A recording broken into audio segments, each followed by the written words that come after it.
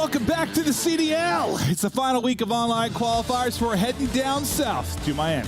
This week, we'll lock in the seeds for Major II, and we've got 4 teams fighting for a coveted spot in the winner's bracket. First up, the Surge take on the Las Vegas Legion. Both teams are on the bubble, trying to claw their way back up the standings. And Joe, you look very cute today. And then it's the battle for LA, the Thieves versus the Gorillas, playing for pride. A win can make all the difference heading into Major II. Plus, we'll take a look at all the Challengers action you don't want to miss. The Call of Duty League starts right now.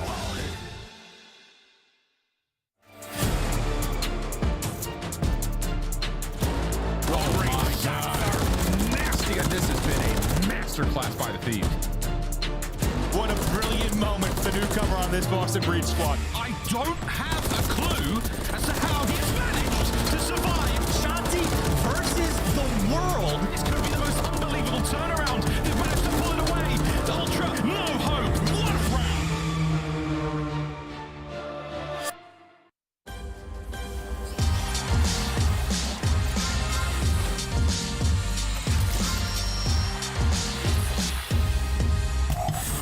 Capable of getting this one done. Ultra now scrambling to find the approach towards the bomb site.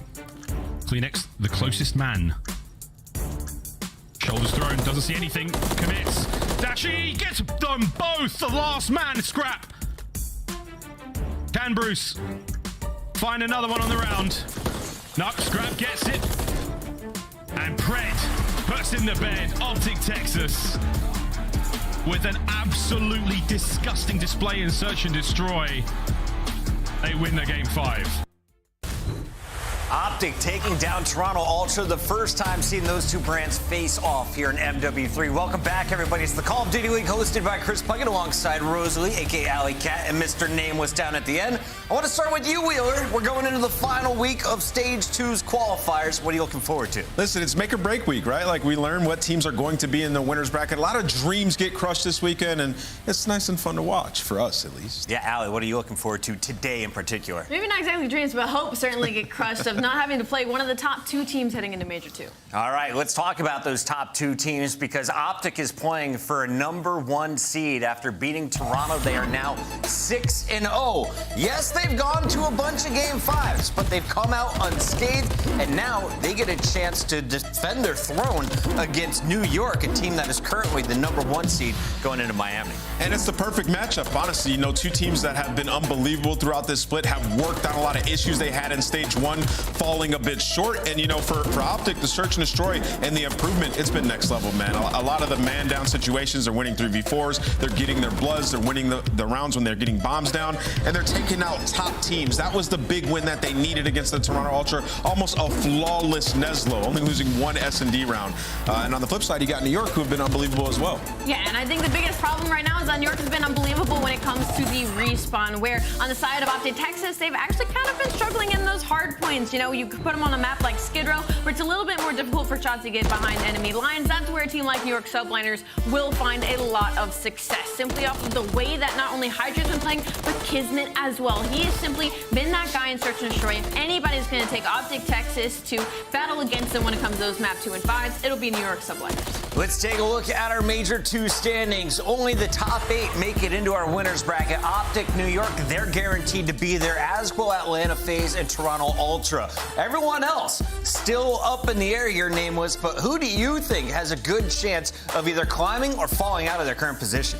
Man, in terms of climbing, I actually like Thieves and Legion. I feel like both those teams can get a couple more dubs, put themselves in a great spot. Obviously, that's going to hinge on today's matches. But then also, you know, on the right side of your screen there, it's tough, man. Like, I feel like Rocker is better than what they've shown throughout this split, especially the last few matches. If they can somehow get a tiebreaker scenario at 2 wins, they have a lot of map wins. They can find themselves in the top 8. I would like their chances starting in winner's bracket. All right, now as we take a look at the schedule, quick reminder check. Keep your transphobic fingers to yourselves. We got 3 great days of action, and it ends with Texas Optic taking on New York Subliners. That is the banger matchup everyone is looking forward to. Allie, what else are you looking at here? I'm looking at these teams that are sitting on the right side of that column, talking about Carolina Royal Ravens, Minnesota Rocker. A lot of these teams that are sitting at 2 wins could force their way into our top 8, and I feel like it's been a long time in a split since we've seen that. It feels like all of our bubble teams also feature a rookie that has come up from Challengers, and we got to highlight what's been going down in Challengers this year, and to do so, there's no one better than the men on the mic. We got I Hold, Shift, and Study. How you doing, Shift? Oh, doing great, my man. And you're absolutely right. I mean, hey, we've already seen a couple of players get picked up from Challengers and made some major waves. Other teams that are really struggling to put things together. And Jay, the thing we learned from both Europe and North America after season 1 of Challengers League has finished is that there's options all over the place. Oh, yeah, there's talent everywhere. EU, NA, we're seeing people challenge one shot, pull out some insane 1v3, some insane routes from some of these young men. Everyone has talent in Challengers. It's just like when you get to that pro scene, you got to cut some of that back because those little mistakes and cost you those opportunities.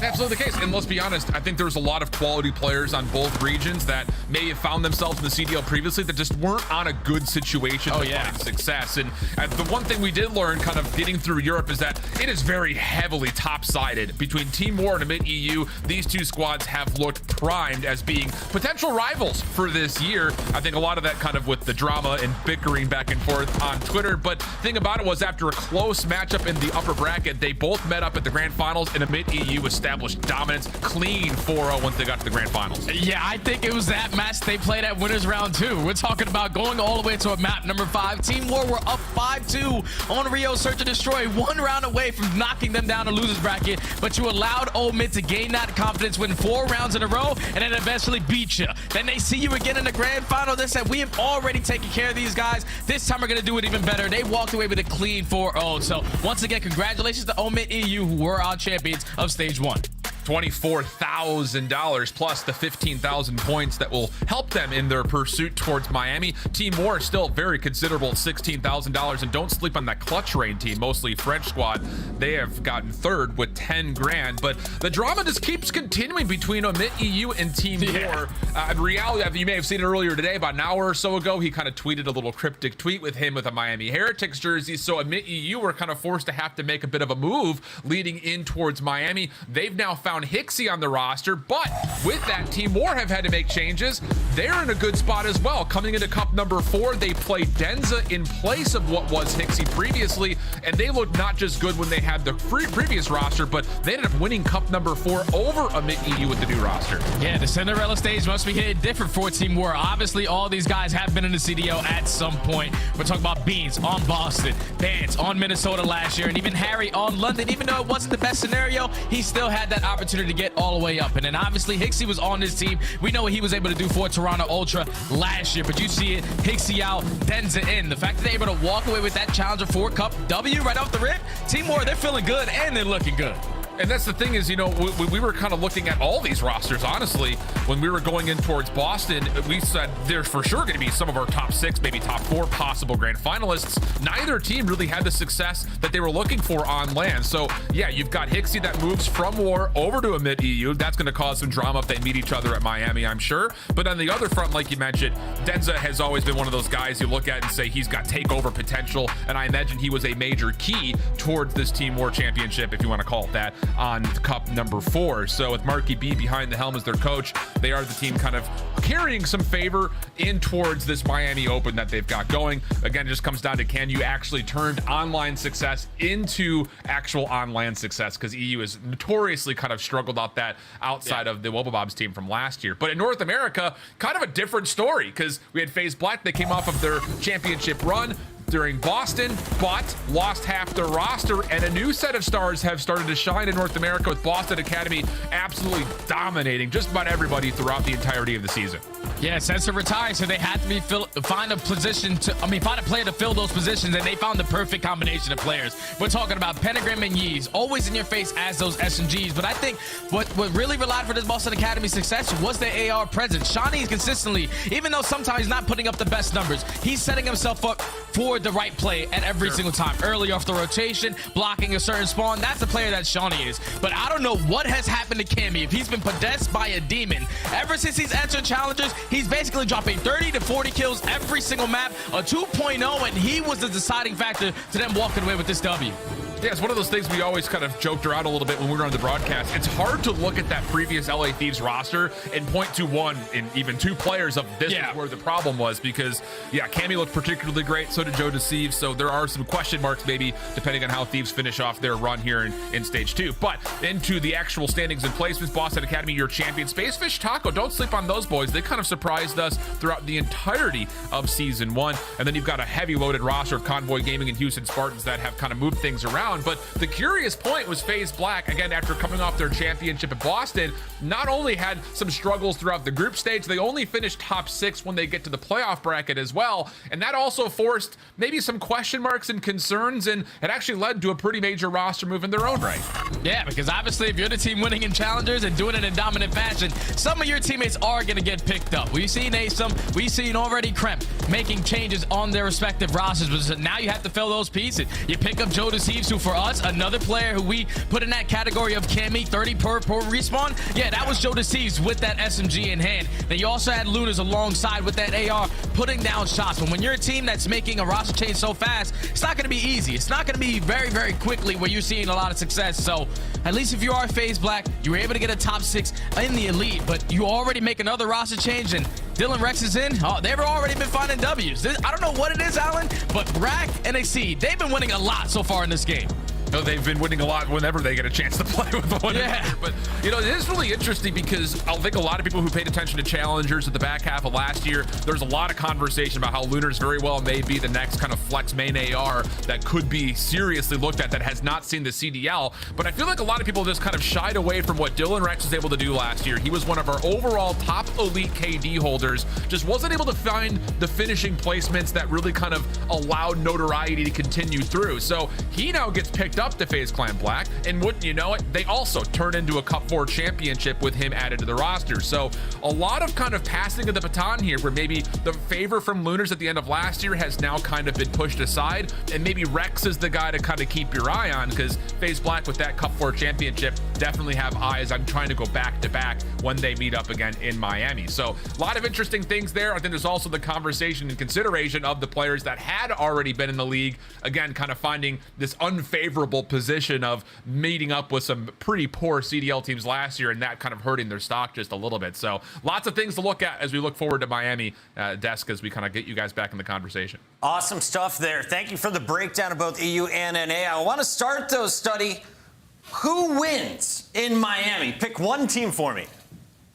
Oh, if I'm picking one team, it's got to go FaZe Black. I think they're going back to back. Exceed and Brack, they somehow, some way have built a formula where it's all W's in challengers. I like that call. All right, now Shift, we got to take a look at this leaderboard, and I need you to break down your prediction, because we have so many challengers players in the league this year. This is just the top 8. Who do you expect to walk away with the Rookie of the Year title at the end of the season?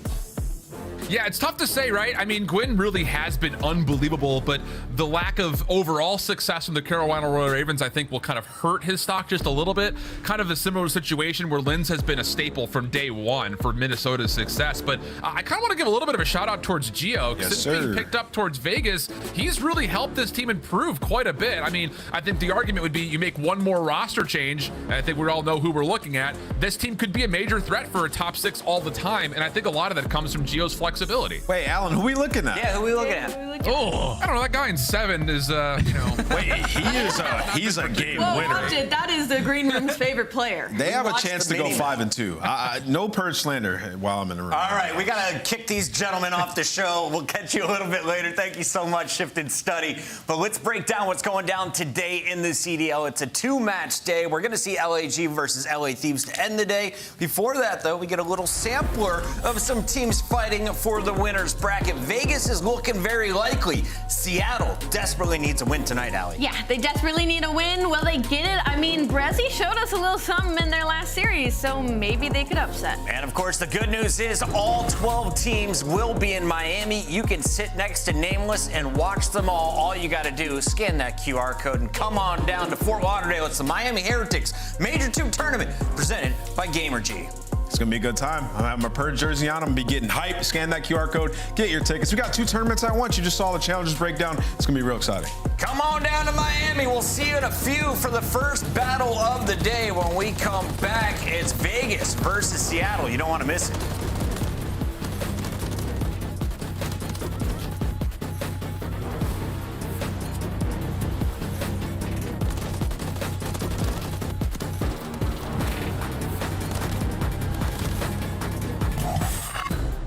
Slice up your competition with the Executive Chef Operator, now available in-game in the Call of Duty store. Check out all of the awesome in-game rewards you can earn for free just by watching the Call of Duty League. What's on tap this weekend? An all-new lineup including a weapon blueprint, emblem, calling card stickers, and XP tokens. Just link your YouTube account now to start earning.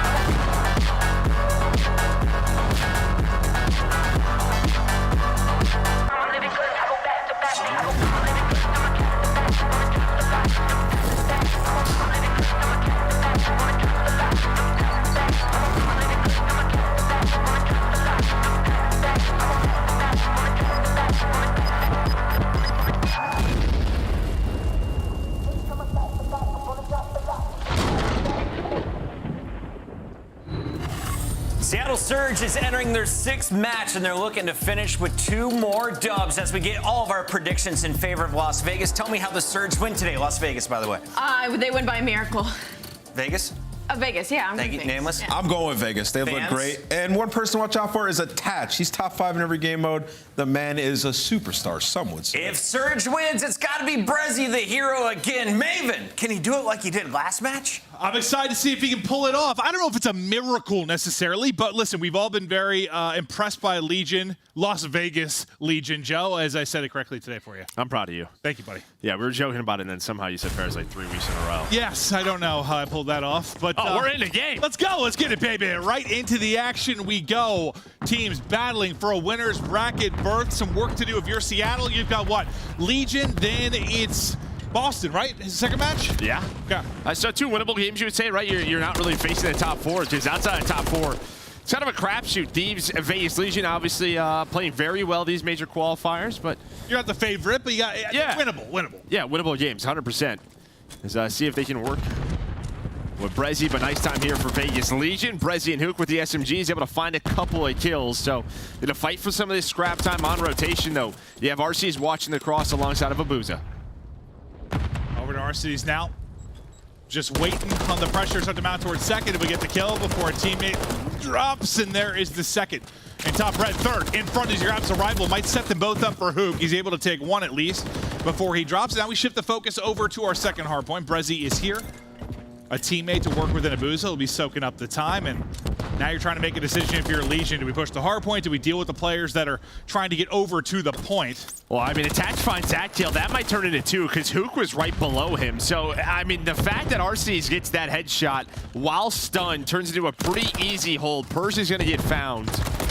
So, yeah, I mean, Attach is just hoping for the, I mean, not that one back, but just the 4-shot headshot comes in, and he's sitting there like, well, if I get that, maybe we find a break, but it doesn't happen. Now, the headshots, they can be punishing, that is for sure, and this has turned into nearly a perfect hold. You're going to get basically all 60 here. As we get ready for our next hard point, now with 15 seconds left to go, you're just trying to make things a mess, and Hook the Nuke is hitting with the rival at range right now. Lovely one. Well, the problem is now, right? You have two players spawning all the way out, attaching Geo. So it's when those kills came in, 10 seconds left. So you have a 3-on-2 on the opposite side of the map. Yeah, this could end up perfect. I was wondering where the spawn was going to come in for the next player from Surge, but since you still had a player left around the point for Legion, both are going to spawn out pretty deep, trying to track on in, but you made this messy early, if not getting a little bit of time. So yeah, this has worked out nearly perfectly.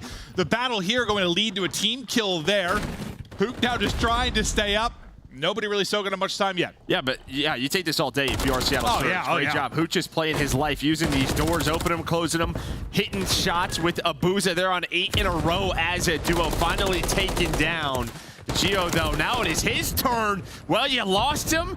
Able to find him. Little aim assist help there with the Renetti. That triple turns into maybe 20, 25 more seconds for Vegas. Bro, whenever my assist pulls to the ground to the ceiling, I know I'm about to get world star. But there he's able to pick up the kill. Now, you get the final bit of time here. You really want to make a rally a bit if you are Legion. Geo, we'll see on those 4 in a row what he's able to do with it. Kind of still the newcomer to this squad. They have been playing so well since he has joined the ranks, but you get the bit of scrap time, means it's going to be an early setup, but a pinch spawn comes in now for Legion. You've got a chance to collapse on this now. Yeah, and it's always tough to just hold this hill, right? Just kind of the position that it's in here towards this P4. So the fact Vegas able to find the final 25 seconds was huge at that P3. It keeps them in the game because they would have been down, 80 points leading into this one. But yeah, both teams just vying for control. Nero with the rival, able to find a double, but you still have Abuza on the point with the help of RCs, but they're both taken down. And Nero, I mean, he's been one of the bigger playmakers, or like, I don't know what you would call it, lightning strikes in the league. Like when he has gotten hot,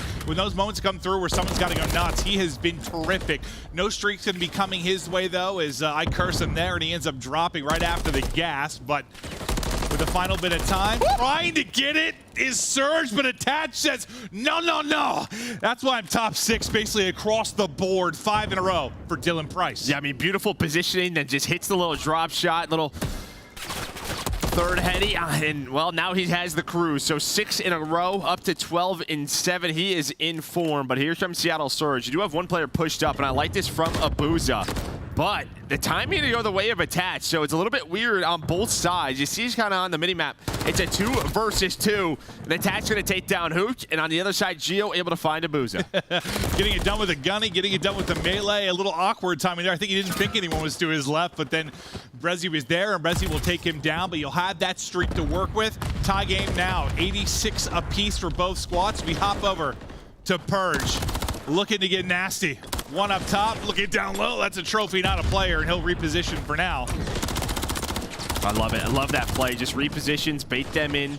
Nero with the crossfire. Trying to find another triple with the Renetti, but there is the lead change coming in. Great job here at P5 by Vegas. And that could have got hairy there with Abuza. Finding maybe that kill onto Attach. Then you push up towards P3, but they're able to hold on, and that leads to a ton of time. Yeah, good patience there from Purge, and now it might lead to another streak. You already got 1 onto Attach.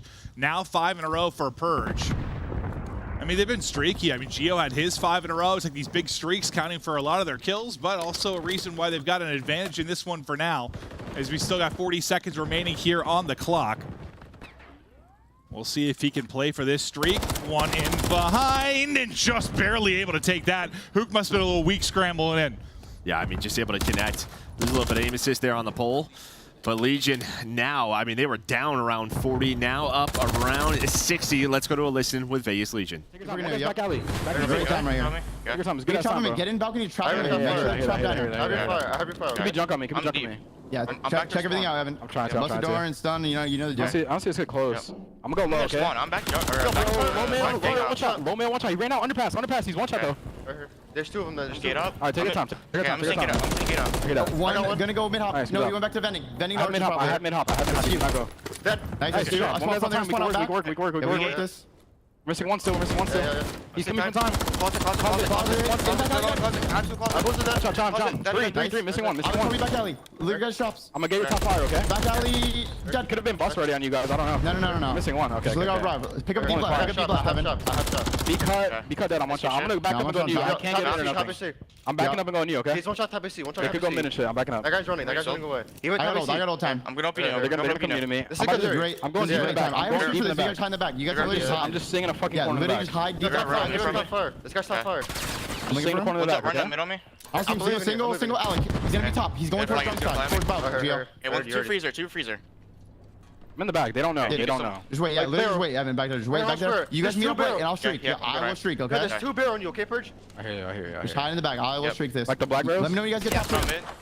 Joe, I always know you like listening because you like look over to me, you raise your eyebrows a bit, give me a little nod. You like that one, huh? Well, I loved hearing attach. I mean, we're talking about how well he is playing, but let's not forget the fact that he's the vet on this team. He's got to be the leader, and you hear in the comms, probably going to be a little pissed off towards Purge because he's saying, don't move, stay alive, and then Purge comes out. He's like, I'm going to call in a cruise. And Purge is like, I'm kind of just bored and ends up dying. Probably not going to be happy with that, but you're happy with the 80-point scoreline. And yeah, I thought the listening was fantastic into that P2 break. It was really good. Just some fantastic small talk, calling names, saying missing one, all the little stuff you'd love to hear. Then yeah, some of the veteran stuff out of attach. It was a thing of beauty, but now you're trying to rally on the other side of it as you're desperately trying to battle for a winner's bracket berth. It's Seattle Surge trying to bring it back from down nearly 80. Brezzy waiting and lurking, able to get a tag onto attach for that gunfight. You're never going to win. This next hardpoint gets ready to go. You really got to start to chain something together because Legion just on the cusp of victory. Yeah, and I mean, you're just going to try to find as many seconds as you can here towards B4. This is great for Vegas. They can kind of do the same thing, just, find 5 to 10 seconds, put more and more pressure on. But this is probably going to come down to that P5, P1 rotation to end this game. As Abuza just trying to play his life, and this is exactly what you want if you are Vegas. Now try to force them off a spawn to have to push some of these gunfights near the hill. Yeah, just make them have to apply any pressure here and not think about setting up for next. Chain them together, make it scrappy here, keep the pressure on, and you've done a great job there if you are Legion. Nero, another chance to maybe earn some streaks. He's on 4 in a row. Abuza nearly the 5th on the receiving end of that, just about. Just gets caught as he's throwing the nade forward. He will drop. Nero will drop as well, so no streak there. You're trying to get him for the tail end of this, but you're still holding the desk inside. Gonna make it tough to make any kind of play. Yeah, Brezzy in a fight for this scrap time, and you can see over towards P5. You have Nero. Attach does get caught, so maybe a bit of an opening. We'll see where Attach spawns. Probably just going to try to hold as long as he can, but it'll be a 4-on-3, so Attach is out. And Surge, they're going to have to use these numbers quickly. They have to go. They're able to find one. You have Geo all the way in the back watching the cross. Nero just buying time for his teammates to try to get there. They will not, so you're a little bit staggered if you are Vegas Legion, but a much-needed break. But here's that other cruise missile that Purge has been hanging on to. This goes to strike. You push forward right into red if you are Abuza. I thought maybe Attach going to be able to catch him as he knows he's probably going to funnel in, but he's up top. He goes down low. Now you look to collapse. Purge able to get the kill there behind the rival. The trade comes in. Purge is popping a triple. As maybe the streak doesn't get the kill, but he gets the info and he acts on it. Now just 28 needed to win. Yeah, I mean, you're just making it messy right with those cruises. That's all they really have to do. Just really disrupt the setup from Seattle Surge. Now you're finding all the kills. Purge up to 4 in a row. He's got 20. A very balanced effort here from Vegas. 15 more seconds over towards P1. You do have Seattle, so not done quite yet. Yeah, I mean, God, if you can get a majority of this time, somehow play it perfectly to keep Legion out of it, and then maybe, it was the perfect P2 hold that they had to open the game. We have seen this is not impossible, but now maybe with 2 dead, here comes sort of the Legion of Vegas Legion trying to push on through, and they're going to do just that. Yeah, trying to set up maybe the comeback, but looking a little trickier now as Legion, they wipe everybody off the map.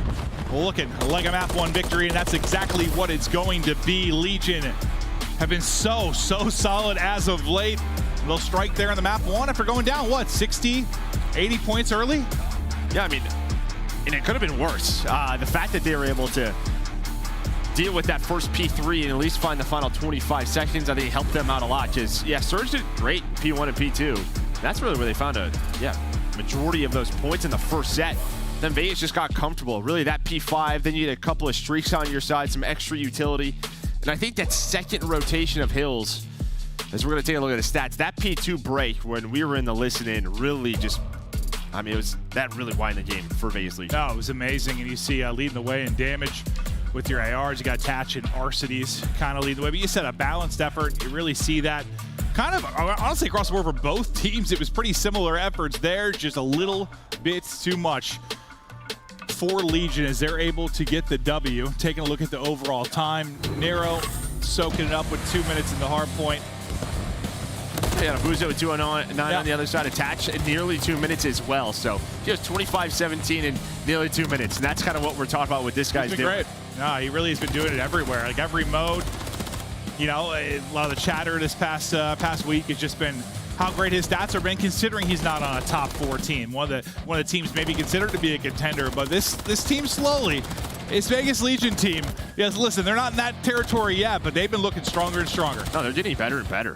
They are consistent in almost every single game mode, right? I mean, you're 6-4 now in hardpoint and stage 2 qualifiers. You're 3-3 in search. You're 3-2 in control. So you're competitive. And if you look at that match versus Toronto Ultra, maybe they're one match versus the top 4 team, like that was very close 3-1. So yeah, I think you're seeing the improvements. The team change comes in, the role swaps. It's awesome to see. I mean, this is probably going to end up being like that dark horse at this next major. Like them and Thieves. Yeah, teams that really have a chance to be a threat, make a run, coming in hot, maybe to the major. Randy, you still have 2 more matches here if you're Legion, so we'll see how it all plays out. But a reminder of how this best of 5 is going to go down. We've got Invasion Search, Invasion Control, Rio Hardpoint, Karachi Search and Destroy, the last 2 if needed. We'll see the game flow. So what does it end up being? So no, I exaggerated this. It's about 40 that ends up being. I said 60 there. Yeah, I made that number up. But about 40, that's just after the P2. And then slowly you claw back into it. But like you said, kind of the second set of rotations, starting from like kind of P5 to P2. You have 86 points for 3 hills. And then you get 8 more. Yeah. You were trying to cash in really at that second P2. Oh, sorry, like P4 to P2. Yeah. Once it was 154 to 86, right after the P1, you had the setup there from Surge, but just not able to find the time. The break comes in. That's crazy. Like once you got into P3, like that scrap time, like you just didn't really look back at all. Like it was just a dominant effort there from Legion, and they've been so fun to watch. It's been great to see the improvements come through for this team, and excited to see what they're going to do with the next major. But now you start to bounce back. What about Search and Destroy? I know you said it's been pretty well-rounded for the side of Legion, but what are your thoughts going into that? Well, I think obviously Surge, it's always, the discussion's always going to be around this S&D. Even without Illy, this is where they're going to try to find their way back into the series. You're going to Invasion S&D. You're 4-1 on the year. We've seen them a couple of times with Brezzy, so, I mean, there's always a chance to get right back into it. Well, what's it like? You know, you competed a long time. You're one of the best to ever do it there, pal. But seeing Attach still doing it at this point, like I know the guy still looks like he's 18. I know, but like he's had a long career and he's still just putting up numbers. And I think too, if you look at sort of pros, and we had it, you always kind of had the players you were comfortable with. You tried to find your way back onto their team. He's doing it sort of by his lonesome, right?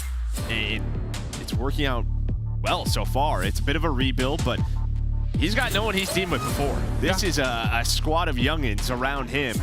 And you just tell in that listening how much it means to him. Yeah, we've seen it with, I mean, Clay comes to mind, right? But it's not like, you don't know Attach is that guy, right? He's had to evolve a little bit. True, but I just mean like those sort of, they're getting to that veteran stage and having to rebuild with some young players. I mean, some have really excelled in that spot. Some it's been the end of their career. It's dependent on what success you can find, but yeah, I mean, it's been really fun just to watch the evolution of this team. I mean, didn't start all that great, but they're really starting to make the Legion name proud.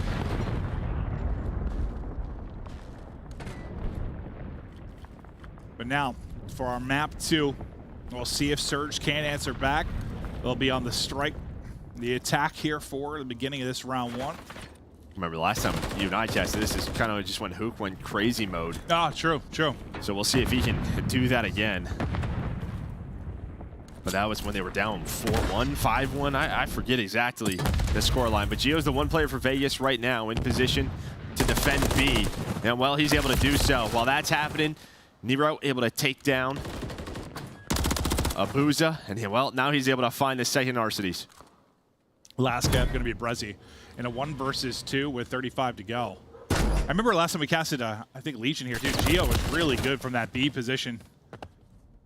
whether it was just getting a pick, staying up. Like, he was really, really strong last time we cast them here. But, yeah, if Hook can get loose like he did last time, I mean, he was a threat at every single moment. And Gio was ready for that. I mean, how many times? First offense on invasion, no trophies. The players at B who are usually on an island kind of dictate that round. Can they at least find one? If they get isolated, don't find a kill, bomb normally gets planted, gets a little bit messy, could turn into a round loss. But just him finding one there was huge. No, yeah, he gets it done. Buys enough time. Now, see what Nero can do. If he can keep this going. Nice little 2-0 start from him. They want to get this busy right towards B as well. Aggressive on the A side of things, though, quickly here for Seattle Surge. We'll see what kind of timing you're going to find if you are Hook. He has gotten to the kind of spots he wants to get to, but playing very deep. You've got to attach. Yeah, I mean, Hook's all the way in mannequin already. Yeah, Attach is playing like he saw something. You can just see, I think he got eyes on him at some point. Bomb's being planted on the other side. Persia's already inside of Ice Cream, so first blood over to Vegas Legion. Looks like Attach able to spot Brezzy, but again, when is Hook gonna make the play? Because that's what you are relying on if you are Surge. He's trying to now. Where is this guy? Everywhere. He got a kill too. Attach is gonna be able to get one. That's a frustrating round for Hook and Brezzy. And how much time did he waste? 20 seconds off the clock. I mean, just switching up positions and finding kills. Yeah, it's like you almost. If that plan comes in maybe a little bit slower, I mean, they just get bombed down pretty quickly, but like you kind of had what you wanted there if you're Seattle to try and get a pick kind of on the back line, then collapse that, but it took forever. Yeah, I mean, the comm is sort of, I'm working the flank, where is this guy? And Attach just plays it, I don't know what he saw from his POV, but he stayed alive forever. It does. Now, a Legion up 2-0, and everybody with 2 kills on the board for this squad.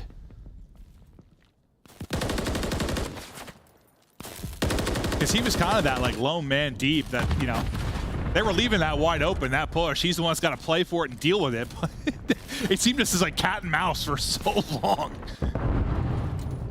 Let's see if you can find some success now if you're Seattle Surge. You got 2 people here, they're going to spot the first.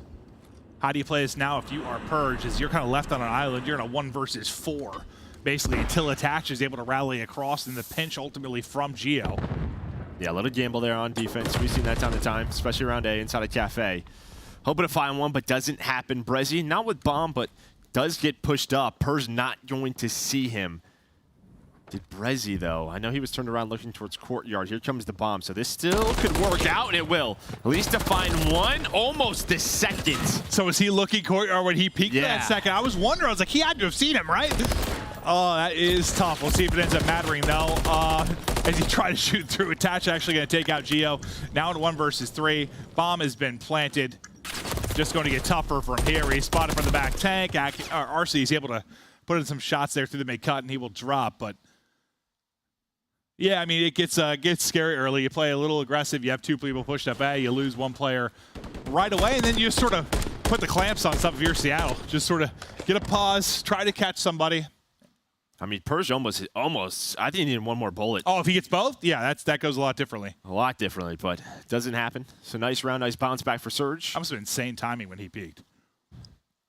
And, you know, players are getting very, I don't know, lots of different setups over towards A. So I think Brezzy's just making sure, checking all the spots where people are prone in behind. People are getting very sneaky. Yeah. Yeah, it feels like B, you got a couple of like standard setups. Like A, you can, I don't know, just little off angles, little off spots you can find.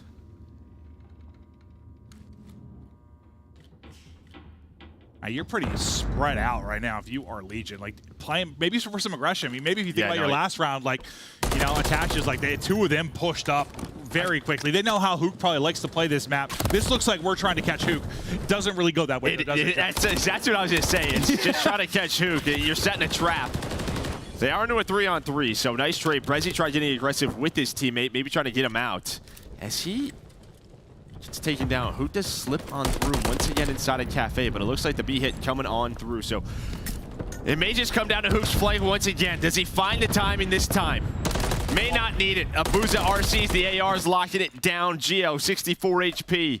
Doesn't have the bomb, 25 seconds left. It's still Hook chases. Yeah, Hook's still looking. He's looking. He's like, where'd this guy go? Yeah, he's able to slip away for now, but it's not a lot of time to work with. But yeah, the front line there, Seattle Surge, a much better job dealing with the pressure. Hook's literally just messing with people, throwing smokes down. He's like a ninja right now. Here comes the ninja. Finally! Hard work pays off. Yeah, and that seemed to me, just based on, you know, listen, I won't claim to know the search and destroy strats of these pro teams as much as they do, but that definitely looked like one where you're setting up a trap for Hook. Like, yeah, I mean, that's VOD prep. That is just based off of round one, how Hook likes to play it, how Hook likes to play this map. And that's just it. If you and I know it, then they absolutely know. Yeah, and he has sort of slowed it down, finds an opening kill. Honestly, if they would have lost somebody at the front, it might have worked out where he would have got there just in time to make the play, honestly. Just a nice job getting map control and working the collapse. Now you tied this up at 2-2. Nero's already inside of DVD, and he did it from B Dom, so a little bit different. A lot of times you kind of see players go up the B street into that back door towards that red room. This time, though, Nero's already in a really good spot. Another slow spread round here for our attacking team, and this might be where... Did he get spotted? The way he's playing this, I'm going to say so, but Hook just guesses the wrong corner. You saw the wall bang come in from Arcides, trying to catch Nero, but doesn't happen. Yeah, and you're also trying to spin around you, auto mantle there too. Maybe not what you're trying to do if you're Hook, but he was more than likely dead. Nero taken out. He's just going from trash can to trash can, just jumping on top of him, staying alive. Just able to stay up. Great survivability there. Out of Legion and Nero is you stop the bleeding, you take the advantage, you go up 3-2, and the boys are laughing that one up a little bit. Great survivability, I like that. Yeah, sometimes I try to use words longer than 6 letters, Joe. You have a great vocab with all the reading you do. What, my fantasy romance novels about like fairies, dude? Yep. Listen. There's something wrong with me. In round 6. Yeah, both offensive teams playing pretty slow. Trying to just find, the aggression. Well, it just really hasn't worked out last 2 rounds. Couldn't take down Nero. See now what Legion opt to do. Looks like a more standard setup here. Is Brezzy just on the mid tank? Go to Hook's POV, is more than likely he's going to be the one to strike. The dumpster, his best friend for now, but they're getting ready to pounce. Hook waiting, lurking, hoping for the opening, but he got a nice heady to work with there if you are Purge, but you can see how crazy it looks just right next to him as he is just chomping at the bit, ready to go. Daddy says it's go time. Oh! Sometimes you miss. That's just the way it goes. And a lot of the times in a situation like that, you are so ready for the second fight, right? That's what he's thinking is, I'm going to have to make a crazy play. But you got to at least shoot the first guy a little bit. Hey, it happens to all of us. It even happens to our pro players. That's why Hook wants, he's one of those guys likes to get a flow, right? Likes to go. He had to wait there too long. You just can't contain Hook to Nuke for that long. I was honestly going to compliment the patience, but didn't pay off. And then from there, the round kind of collapsed. He was so patient, the gunny got cold, Joe. No, that could happen. No, but I honestly, obviously he missed the shots. Next gunfight already. Yeah. It's like when receivers... It just looked fun because we were hyping that moment eye up. on the ball. Eye on the ball. It was just so perfect because we're just watching that moment, hype it up, and then 70-mile-an-hour gust. Whew. I'll blame the door, too, Yeah. Attach. He has a great map 1. He's doing it here as well. 7-3, 4 in a row for him. Now to Nero's corner as he's relaxing. And getting creative. It's kind of what you have to do over towards the same bomb site. Force utility out, just like we saw from that stun. But it looks like this is going to be an A hit maybe for now. On the other side, you do have Purge. Already pushed up towards Broken, so him and Gio locking down B. Hook's got the bomb. Smoke is out. How will this impact maybe aim assist as they try to cross, but It looks like based on maybe the smoke or information they got, they're taking their time for now. Usually you think you're kind of going to make a play behind the smoke. Yeah, just try to fake him out, make him over peek. He doesn't. Nice patience there from Nero, but Attach will get caught. Oh, I got worried with the nade. The nade connects. They find a second. Not able to do so. Hook with some revenge. And Purge just trying to slide in, not going to work out. Set up in the tank, but a trade is there. Geo now last alive, taking shots from everywhere. He will fall, and yeah, you sort of put the smoke out, maybe trying to bait somebody out that's a little bit anxious, and they just halt for a moment there, and then all hell breaks loose right after. Well, and what's interesting, Red, is like maybe you're hoping for some movement, some rotation. Maybe you can wrap that to B, but the setup on the B street was good enough to where nobody had to move. And yeah, it's just really it. Maybe the smoke, you're just trying to get Nero to reposition and, hey, peek this door, please. So even if they go for a 1-for-1 trade, but or I thought maybe the smoke just didn't land where he wanted it to, like went a little deeper off the site maybe. But then they repositioned mid-tank, and it worked out beautifully. Yeah, no, it really did, I was trying to figure out what their plan of attack was after the smoke, but may have literally been, hopefully someone peeks this. Yeah.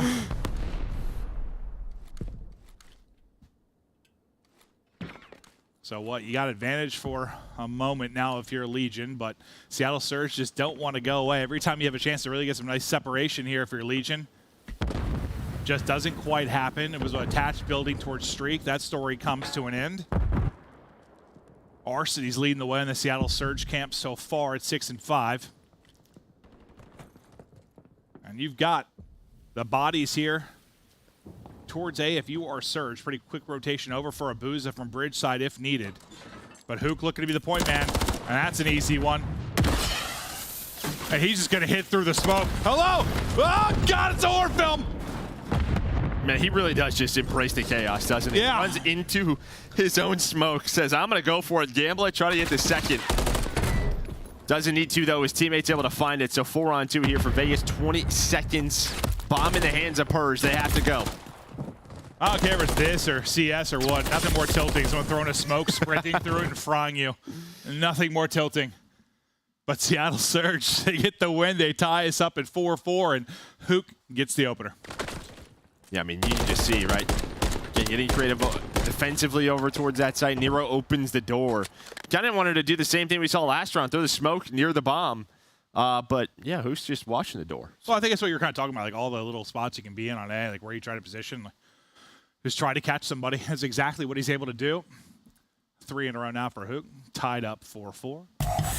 See what Surge tried to do here offensively. Put a lot of pressure towards A. Last time, defensively, you had a pretty good setup towards B if you were Legion. This time, it's going to be Geo by himself. He's done a great job here at times. Very much by himself. You have a 2-man setup cafe. There's not even a quick rotation, really. Yeah, attaches all the way over towards the A street.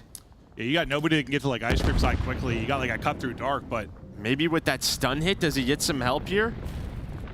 Doesn't look like it for now. So maybe this is just sort of like round 1. Allow Geo to find one, and then everyone else is going to have to play a 3-on-3 retake or so. But we'll see. Here comes the execute over towards B. Geo trying to play a corner. Ooh. Instead, Brezzy takes him down. Yeah, he's thinking, let me just get one. I thought he repositioned well enough to do it. You try to get the nade over the top, but that's not going to hit where he wants to. Plant now goes through. You have the 4-on-3.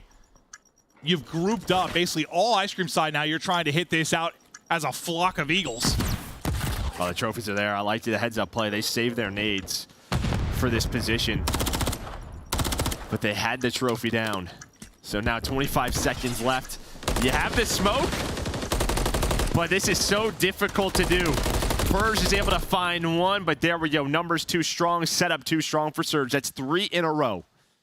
Yeah, they tried it. I mean, you do have one guy deep kind of working the flank or worried about the flank, so you have like sort of a 3-on-3, but like, I mean, the way you have to push out from that side's so tough. It's so hard. The smoke almost, I think attach almost snaps on the person on the tank too, but it wouldn't have really mattered.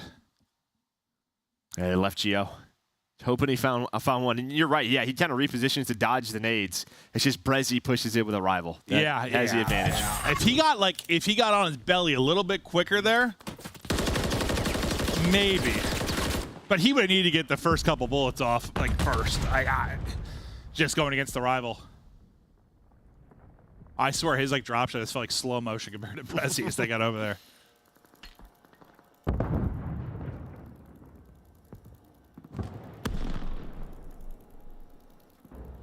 RC and his trophy, just trying to see if he spots any info. Gio will be the one guy maybe he'll get eyes on. Working up the A street is Attach, who's starting to progress up. Some stuns are going to hit over towards the A site. Trying to utility out, but they're just going to fly behind that Purge. No hesitation, he's going to hit it, trying to get this to around 11. Hook's been able to stay up, though.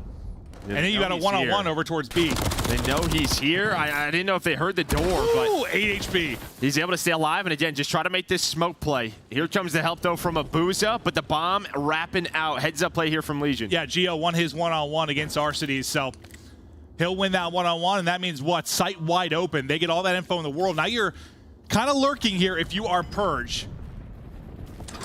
A chance to catch one, but the door opens. Hook able to take it now into a 2 versus 2, but the bomb will get planted. Legion got to win this to get it to around 11. Abuza, Hook working the retake here to get the map win. Yeah, I wonder if you have any nades left if you are Surge. That could be the key difference. A stun, a nade, trophy. Okay, well, the trophy loaded up. And, well, I think he just heard it eat something. So, trophy on one side. Gonna help out Gio as he finds Hook. Abuza now 15 seconds has to go. He's just gonna have to force it. He's gonna have to 180, but not even a chance to turn. Legion will take it. And, well, I mean, you go 1 for 1 kind of on the one side, but then Gio, I think, winning his one-on-one. So, what against RC's, what opens the site wide open, allows them to rotate across, and then Purge. I mean, this run could have ended earlier if there wasn't like sort of the awkward moment with the door. It sounds so creepy as it creaks open. Yeah, I mean, that's just Hook making plays on both sides. But you saw the nades going off over towards A. They needed B down. They needed all those cars. They were making sure Hook couldn't make a play. Yeah. But into round 11, Surge on attack. Or sorry, Vegas on attack. We'll see what Vegas opt to do. I mean, this is like round 1. This is like round 1 with like Attach playing deep, the lone man, everybody else working up B street, attaching to the person that tries to deal with Hook, who pushes through. This is very reminiscent of round 1.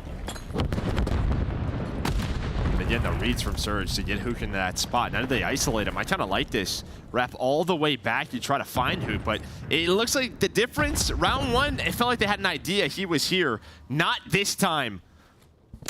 Hook's gonna find the first. There's the patience. It pays off. Lines them both up. He's got 11. Well, the last one, they also kept pushing up towards B, and he was sort of like always on the chase. They brought it right back to him. That gag set it up for him. It was a lot like round 1. It really was. They just sort of go back and get right in front of him. I thought Attach had an idea of where he was, but clearly not the case. Suddenly, everything, the wheels have fallen off. It's Attach by himself, ripped down to 76. So much work to do. 20 seconds to go. Are you able to get bomb back? What are you going to do with it? Well, hopefully plan it. Yeah, he's got 10 seconds. Not going to happen. The last second half of that game, I mean, the rivals really took over for Surge. Prezi steps up. But Hook, we talked about his playmaking on Invasion, how annoying he can be, and he does it again. Well, and like, you know, as much as that looked like round 1 to us, like, if you're Legion, like, you didn't see really how that played out with like Hook kind of trailing, all the awkward timings that went down. But like, you know, I think Attach is sitting back there like, I didn't see anything. Maybe we wrap this back, and then he just kind of got tucked in between both sides of the forces and shoots 2 in the back for free. Yeah, there's Hook with 11, Prezi 9. I mean, he is just, it feels like a threat at all times in this map. Like, Hook is very comfortable here. Yeah, and I thought when they were wrapping back, like, maybe just check everything. Well, you're going to have to now when you're playing Well, Hook. I thought they were doing it to isolate him 100%, but not so much the case, no. Not the case, but there we go. Tied up 1 apiece.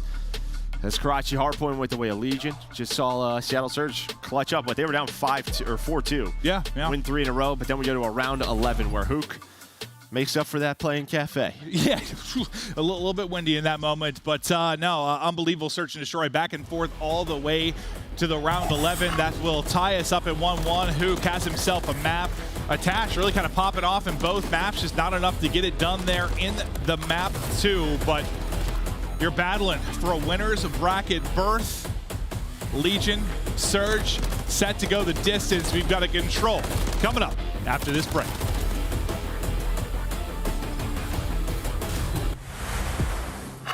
Upgrade your game with the Scuff, the official controller of the Call of Duty League. The Call of Duty League is brought to you by Monster Energy, the official energy drink of the CDL. Slice up your competition with the Executive Chef Operator, now available in-game in the Call of Duty store. Upgrade your game with the Scuff. Look at it. That's a round. You may never see one like it.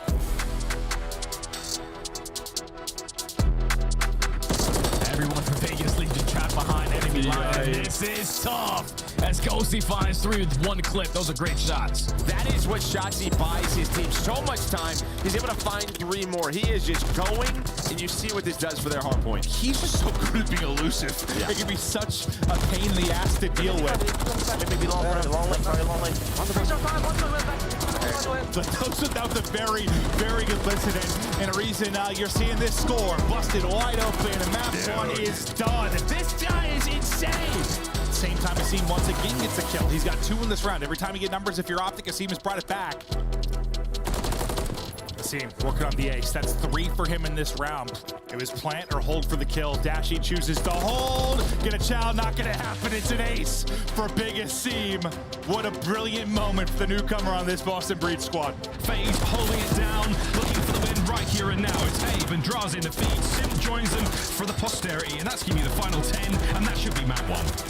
That is a nail in a coffin. He'll sit, by the way, with nearly 7k damage. So Simp was almost untouchable. Shotzzy might have the timing on the flank. No one's gonna turn. Spawners as well. Oh, come on. Shotzy's playing real good tonight. Nice tags. I don't have a clue as to how he has managed to survive. Shotzzy versus the world.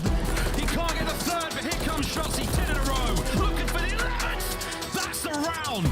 You may never see one like it. Damn.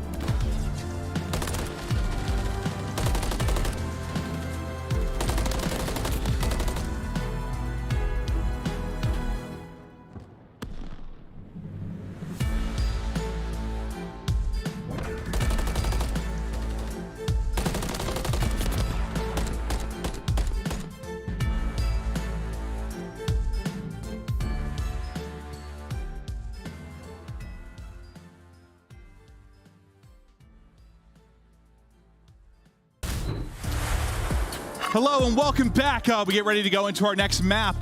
Into the control we go. Tied up 1-1. Some brilliant moments there from Hook and the search and destroy. Have got to this point. Now we see how far this goes. I mean, I think obviously Legion the favorite in this one. We expect them to win with how they've been playing, but Seattle not going away yet. Yeah, no, absolutely. And again, that's one of Seattle's best, if not their best S&D map. So able to win that in round 11. Now you go to control, which Invasion Control has not been kind to them throughout the year. 1 in 5, I believe, on the year, where on the other side, 3 and 2 for Vegas Legion. So again, the respawns have just been a lot better for this Vegas team the last 30 days. Yeah, well, I know in this map in particular, well, before we talk a little bit about Nero and what he's been like on this map, Joe, take me through our Monster Energy pregame. Yeah, you can already see the defense, 11-1 in defensive rounds for Vegas Legion. Life differential plus 7.2, and they're only allowing 3 ticks per round, well, 3.1. So great defense on the other side for Seattle Surge. Yeah, I mean, kind of relearn. You can already see 12th in those top 2 stats, 1 in 9 in the last 10 rounds. This is a game mode that has not been kind to Seattle Surge. It has not, but I mean, just you saw what Hook was able to do on this map in Search and Destroy when he really gets free. Nero has been, I mean, this guy puts on a mixtape. Like, when he gets going into his like flow state on this particular map, it is a thing of beauty. Gonna be some guys I'm gonna have my eyes on through the course of this. Like, can they slow the other one down? Oh, yeah, we've seen Nero absolutely pop off. It's just, what, a week or so ago, he was just insane on this combo. I mean, what, we saw Shotzi do it. It just feels like, yeah, you really have to lock in on these rivals. Make sure you're at least in a position to trade. And when they do get loose, try to hunt them down. Yeah, they've just gotten better and better. Just a feel for those timings, right? With just people coming off spawn. You're just wrapping back and forth and absolutely frying. So far, so good. 4 arrows attached, though. It's kind of got in behind enemy lines, and he's like off to the races, just getting chased down. It's Brezzy. It's ultimately going to catch him. Nice little snapback there. Great reaction time from Nero to actually stay up. Yeah, I mean, the fact he's able to pop Deddy, turn around, reposition. Hook goes hunting, but it's going to be a 3-0 start. And, I mean, very quickly did they get B. Almost a transition over Forte. The snap onto Brezzy. Pretty clean. Not able to find the kill, but his teammate will. As Gio inside of Ruggs, Purge right outside of the A point. Yeah, I mean, Nero's snapping, whether it's to get out of fights or into them. He is snappy. We'll see if he can continue that through the course of it. But yeah, first point done. Not able to win the one-on-one is Purge. So the pressure kind of alleviated for now, but who's that kind of pushed all the way out? That'll be Brezzy kind of on that B street. Hoping he can stagger this maybe a little bit. And he's able to at least get one as they start to build up. But it's going to take some time. I mean, you're basically back to step 1 if you're Legion. Yeah, I mean, Gio there with a team kill. So Arceus is hoping to find one, able to do so. Well, Brezzy now with the MCW, just taking control of blue. Stun does, I don't know who that hit. Did that go like through a window and hit Gio? I don't know, but he's thinking there's one in blue because he threw a stun top blue. I don't know if it bounced or what. So they know there's presence over that side of the map. On the other side, Abusa does get taken down. So you at least have control of a street. You see what this does to the defense. Now they're all pretty much in one little pocket of the map. Yeah, every gunfight so massive right now. You go 2 for 1 so far, make it 3 for 1. Attach, making some plays. Abusa waiting for his teammates to spawn up and fight with him. You've gotten, what, 1? Make it 2 onto the point. You got Attach there. He's going to drop. Purge going to be the next guy out. Purge is going to drop to a nade. Some tough timing for Attach. He's trying to drop a trophy down, but Gio still here, runs out of bullets. That would have been the 3rd, and probably Nero onto the point. But does not happen. Runs out of ammo. He was the last player just trying to play his life. And yeah, for Attach, he was on. He was kind of lurking around Laundry there for a bit. It was like, do I get on the point? Do I not? Goes onto the point, puts a trophy down, but he gets shot. You would have had 2 players on it instead. It's taken off. So some nice pressure there, yeah, from Vegas, but you end up with 3 ticks. Yeah, you just would have loved it. Even if you get 1 there, like just something onto A. You know how this map can play out. Granted, in round 5, who the hell knows it's going to happen, but always would like to have the advantage for a defense, and I thought maybe they get a tick there, but so he got the trophy out, and then what? I think he got shot around the corner. He was like jumping around. Yeah, and then the corner. frag, like I thought, got purged right after. Maybe the trophy didn't get down? There was a trophy there, I swear. Yeah. That's why I was surprised Purge died. I'd have to see it again. This game, everything happens so fast, but I thought he got the trophy out. Well, pretty solid defense from Surge now. See what they can do on an attack, and just like I wanted to watch Nero, I mean, the opening gunfights, I mean, the first time was Nero taking out Hook, now Hook taking out Nero. They should be bumping into each other more often than not, especially before this B cap gets finished. But trying to make some progress. Purge, though, with the gunfight through mid, gonna be able to collapse. You got 1 person spawning out close A, I believe. It's gonna be Arceus working his way up. Did he spawn close A, or he just I thought he was lurking the whole time. No, you're probably right. You're probably right. He may have got a closer spawn, but he just starts to lurk on over, and we've seen that work out. That close spawn can come in randomly sometimes. Yeah, very rarely, yeah. But sometimes just a player transitions. Just kind of, you send 3 over towards B, and like you're hoping that player around A search could just get onto the A point, and then who knows, chaos ensues. They win a 1-on-1, maybe 2 of them, and get that point, but Surge now going to focus towards B. Yeah, well, sure, sometimes you're just holding that A street forever. Like, I haven't seen a damn person. I'm going to move my way up. Yeah. I'm getting bored here. I'm going to move my way up. Hook might be the person with a chance to do that. You're going to have to send somebody over to deal with him, because I know he just got a kill on that side. Hook kind of keeping them honest towards A, and that's likely going to lead to B finishing, because they kind of send 2 to deal with him, make sure he can't find any kind of weird opening, make it a bit scrappy, and transition now off of the first capture. Some big kills from Legion. Sort of stop it and reset, kind of like what happened to them, honestly. Like, they kind of had to get back to square 1 when they were trying their attack on A. It looks like same thing for Surge now. Yeah, but RC's just staying alive middle of the map. But yeah, you can see it, number 8 in Purge. 8 and 4, 3 in a row. But he is just hanging out on that street around those Humvees as RC's inside a cafe. They're going to know he is there now. On the other side, you have Attach kind of lurking up B Street. He's just hoping to find a flank here, and I think it's going to work out. Maybe not. Abuza does turn. And Abuza able to find the kill. So nice job by Abuza. But on the other side, Purge holding strong. Exactly. You win that gunfight if you're Purge. Don't know. Fire or jumped off? I saw out of the corner of my eye that he popped up on the feed. I didn't realize it was like a suicide. But I was at first like, no arrows looking at him. I was like, who just beamed him? And then I realized what happened. I think it was fire. Okay. Well, you know, fire does hurt, Joe. I'm not sure why there's randomly fire on the map, but oh, you know, I have lots of questions sometimes. At one point, we had an avalanche that would hit midway through the map. Yeah, we did. We did, but it's okay. Off spawn. That was horrible. Yeah, Purge, he's up to 10 and 5 now. Oh. Yeah, we're all good. Doesn't matter. So, Legion right back to locking this down. Well, we're tied in ticks, so far so good. But there's going to be one more push here for Surge. Hey, players, you want to go scan? Nice kills there. Now from Legion. Just keep them at bay. No real opportunity. You had 2 down. It's a big gunfight win from Nero in the sense it might have been like a 2-on-2 and got a little bit scrappy towards A, but they solidify the defense holding strong. Looking like we're going to be tied up 3-3. I don't remember what the life advantage was, but I think you're holding it right now if you're Legion. You had like 6 or 7 advantage there, I think.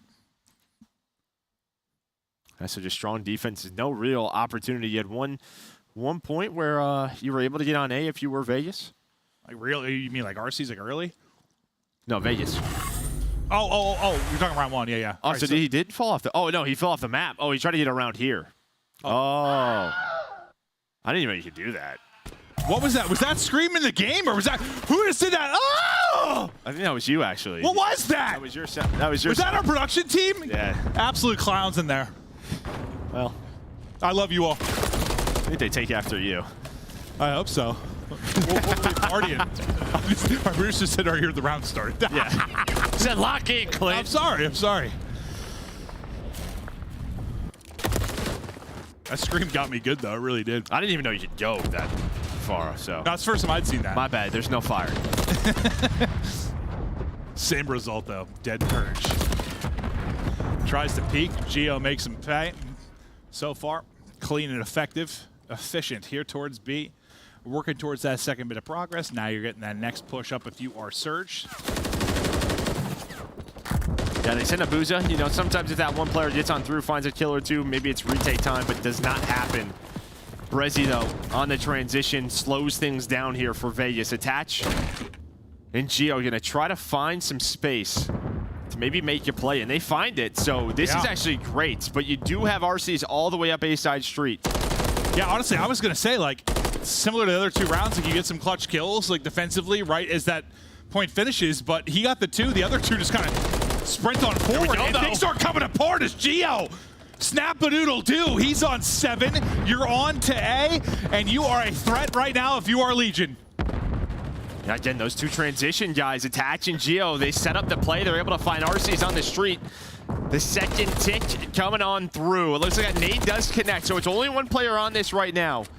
Here comes Brezzy and RC's to try to retake. RC's wins his, and I love this from Purge. Just back down, play your life. But RC's found a second, and RC's behind his double. We'll slow it down, but you now have, what, a 6 life advantage, and you got the second tick in. I got to see that again, and why, like, I didn't think that many players died from Surge right before. Like, Nero got 1. Like, why they were playing so deep already? Because usually, like, if you're Brezzy and you get 2, you shouldn't be able to sprint that, get that much space for free. Well, no, you're spawned all the way back parking lot. Yeah, but, like, I guess I didn't think they had that many off spawn. But maybe I'm faded. Well, yeah, Booza died on that transition, and yeah, the last player must have just been over back gas. Yeah. But Geo Attached, they found that opening, and it turns into 2 ticks. Seeking, they find the 3rd. Yeah, I was just thinking, it's reset time, and they were like, nope, it's time to go hunting. They knew the timing. You saw them running. Yeah. They find a massive opening, and I mean, you'd love to get the round victory here, obviously, but Hook trying to slow him down. He's on 5 in a row. Chance to get a cruise. He's only got 3, though, in the clip. and that might be problematic. Was way more than 3. Oh, it's just bug. Sorry. I saw the 3 bottom right, and I'm like, he has not reloaded. But he's trying to play for the cruise, right? You have the cruise on Geo. And a nice job here from Surge again.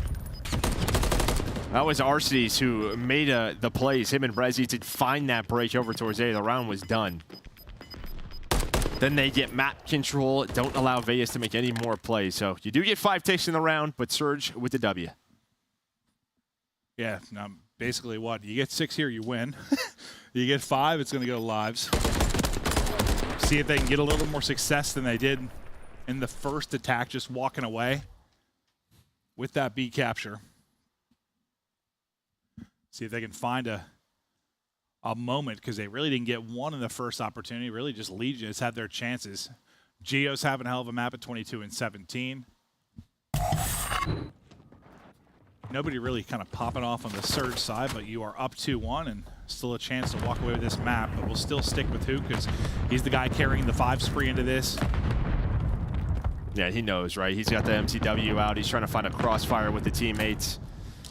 Again, just keeping a player over towards A Street and Arcees. Maybe there's a transition. They have B dom control, but Hook's just trying to find number 6. Like, please, let me get a cruise missile.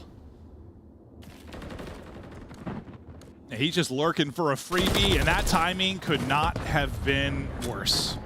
Right as he goes to slide out, I was worried with the amount of time that he was spending trying to set up for that it might kind of impact the efficiency of their capture here, but it doesn't. You get this done beautifully. Hook able to get one right off a spawn. Nice Simtex there to get 2 right as things might fall apart. Now a lot of work to do if you're a Surge because you're all coming off spawn. Yeah, at least there's nobody up A Street. You do have Attach kind of lurking B Street, but he's going to be giving comms. There's nothing pushing this way, so his teammates know. Focus on Cafe. Focus on A Search. It's exactly what is happening. You see all those white arrows. Kind of ready for this fight. Not an easy gunfight. It's Persian. On the Humvee, able to take him down. Now you're kind of in this spot where, yeah, there's nobody pushed up A that far, but you're trying to work up through mid and B, and you just not a real good opportunity where you're like getting the first 2 openers. There you're finally able to kind of get those 2 kills, maybe a 3rd. Geo though, oh my God, I guess Attach gets the final bullet, but chalk that one up to Geo and Attach. He's on 4 in a row now up to 28-18. He was the hot hand coming into this round. He's going to continue it here. Yeah, and Geo and Attach, I mean, this duo, sort of the second line of defense have been so good in so many of these moments, and yeah, Geo stepping up. He has been so consistent for this team. Well, and it's been a lot different than like the last time you and I cast them here. It was all Nero kind of getting in behind enemy lines, just being a threat at all times, going on 10 sprees. Just you're seeing it kind of done now a little more with the MCWs, that back line, just laying in damage, getting kills, being a threat at all times.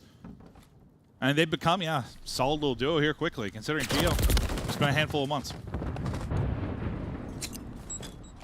Yeah, Surge though up towards back blue. They try to start their attack from there. Who's able to find 1? There's 2. That's 3 dead. Last player is Purge. You can just leave him. Leave him on the A Street. That's going to be the call. He's going to try to get some shots in to help his teammates off spawn. Maybe they can find 1, but it's 2 onto A. A chance here for Surge. You do have the cruise, but I don't... What is going to be the play call? They're going to go for the guns. And the nades. See what they can find. Trophy. Eating up what it can. Purge and Geo. Solid job on the retake. A boost is going to be the last one up. And Purge with the ice again. Gets some massive kills there. He's 20 and 13. And just like you had to do if you were Legion to kind of clutch up in that one crucial moment, you're able to do the same here. Push this to a round 5. It's looking like nobody close enough to get onto the point. And yeah, both teams had their one big threat. Both defenses did just enough to hold on. Yeah, it's always tough, right? Like, I feel like Surge, you kind of saw them just swarming on in. And those players getting to the point, they're just trying not to get shot by Purge. You're trying to get picked by a player off spawn because they know if things really slow down on that progress, Vegas could take their time. It becomes that much harder. Purge is still alive A Street. Like, maybe if you get that 3rd player onto the point, that becomes a little different. But it doesn't happen. Nice retake there from Legion. Yeah, it's just pretty rare. You get that like 3-person stack. Yeah, I know that's when it really starts to ramp up. You had one player all the way push up gas, but nobody pushed that way. You kind of all retook it from Laundry and Cafe. So few opportunities for you. Probably not thinking about it half the time. Like, just kind of think about the kills, help those two guys out. I mean, 2 seems like a luxury at times to get on to A. This final round, he did enough defensively if you are Legion. I guess they got it down to lives, right? Because it ended up being a tie in ticks, I believe. They've got somebody quickly onto A, though. Arcities. Just trying to stay up. There's too many nades that come in. Trophy blown away. Eventually, he is as well. Yeah, now how they want to play this, right? Because Abuza got off of B. They were thinking A. The 2 players were trying to help Arcities on the cross. So let's say you just go right back to B. You had Atachu was lurking, but he gets taken down. But now it's Purge's turn. Right through dark in B dom area. He knows there's 3 off his spawn. Now, Purge has had to get some clutch kills at times, and he's been able to do that. Oh, God, the nade hits right as he goes to shoot. You know how hard it can be to just keep the aim locked in as that happens. So Attach able to win a wild one, but then from there on out, you lock it down if you're Surge. You try to push out behind those 3 kills. All 3 going to be spawning back gas and kind of gun up and ready for the pressure. Able to take out 1, able to take out 2. Attach be the lone guy up, and he's going to drop. Now, what do you do with this? Just take some map control, try to get to your spots. Yeah, and again, every single time, it's kind of Arcities, the man sort of lurking A street, trying not to allow Purge to get into that spot that he's in now. But Purge able to win the gunfight, so you just get into your standard setup here if you are Vegas Legion. And that's a big one, though. Just kind of let you get up bridge side. Well, doesn't end up being that big because Arcities rips your head off nearly instantly, and now, uh-oh, 2 are going to drop. Purge, though, able to spawn up and get the trade. Geo through with 1. Resi gonna drop. Purge just comes off spawn, able to win 2 big ones. Yeah, you got the map positioning, just couldn't find the last couple of kills. And don't forget, yeah, Geo still has a crew, so in case things get really bad for them, you try to put it on that point, not the easiest thing to do. We have seen some misses over towards A. With how much they've been on the objective, you still have a minute. Lives pretty close. But the map control going to be the problem here for Surge. Yeah, map control and time. Because, yeah, where you are right now, God, by the time you're able to actually clear over towards A, that's going to be about all you're going to have to work with. Probably that 1 attack, if you even get there. And you're hoping you can be as efficient as possible to get there as quickly as you can, because it'd be one thing if you had a tick or 2 done today, and you need like 1 more hit, as streaks now start to come in. Geo on 32, looking to line 1 home and through the door, but not able to connect. That's a gimme. Yeah, but look at this. Brezzy does sneak on A, so there was a bit of an opening. I don't hate the idea from Geo, right? Just deal with their push with the crews. But it looks like Brezzy, he's going to be all by his lonesome. They're able to find all of his teammates. Does win a gunfight, but he's got no trophy. And now not much time here for Surge. They have to go 20 seconds, 7 lives. You got to run across the map. Yeah, maybe if you pick up Geo in the back and you're able to kill him, like... Well, you got another one. Purge is on 6 now, so another cruise. That's not going to help. No, it is not. Well, depending on what side you're talking about, it sure helps Legion. They clear all 4. They win the round 5. The battle of defense, they do it just a little bit better. A frustrating one there for Surge. Couple opportunities, but for the most part, a step ahead. If you are Vegas Legion, they'll take the edge 2-1. Geo has a hell of a map. Purge, honestly, he ends up with 30 plus. Yeah, there were several times, and Purge's kills, like, not to discount Geo. Geo was a beast, but like there were a couple times where they'd be like 2 dead and Purge just get a 2-piece. Like multiple times where maybe it was a time it was gonna be a threat and Purge just put it on lock. Yeah, he leads the 6,000 damage there from Purge. Yes. Woo! Hook with 6,200 as we look at our scoreboard here. Losing out with the best map. How about this story for Purge, man? Like you're thinking Major 1 after some of the performances, like this guy's dropped. They keep him, they trusted him. And he has been big for them at times, putting on some monster maps. It's, I don't know. I've really been enjoying kind of watching his story because I thought this guy was back to challengers, and he has proved me wrong. Yeah, I mean, this entire team, right? I mean, just everyone taking turns, and I think that's what's awesome to watch. Like, we talked about Nero and Attach, and now you get these other 2 stepping up. Yeah. I mean, I thought, just based on last time we cast him on this, just Nero, just how fun he can be here, and hearing him afterwards, just he's like, I was locked. Like, Yeah, he was. It was amazing, but it was the other guys stepping up throughout the course of this one. Doing a good job to sort of keeping Hook at bay. I mean, Hook, I know, ends up with 6,000 damage or whatever, making sure, like, not too many individual moments where he takes over a round. And just, I mean, you know, you heard the comms there and the hard point, right? They were so good, clean, good small talk. I mean, control is probably where it's most important, and in any of those like threatening or scary moments, like you could tell the teamwork was there. Yeah, they took their time, they grouped up, they made sure they used their nades, got red trophies. I like the way they retook A a lot of the times. It wasn't through like backdash. They got inside a mannequin, laundry, kind of took it from that mid street, then allow them to get picked off with spawn. Comes to a round 5. It was tied in the ticks, but the kills went to Vegas Legion. Yeah, there were some chances there for Seattle Surge, but Control still biting them in the ass. Yeah, no, it certainly is. And yeah, I mean, I know, you know, slang doesn't mean a whole lot sometimes because a round 5 could just kind of wipe things off the board, but it just felt like that edge was kind of going their way the entire time.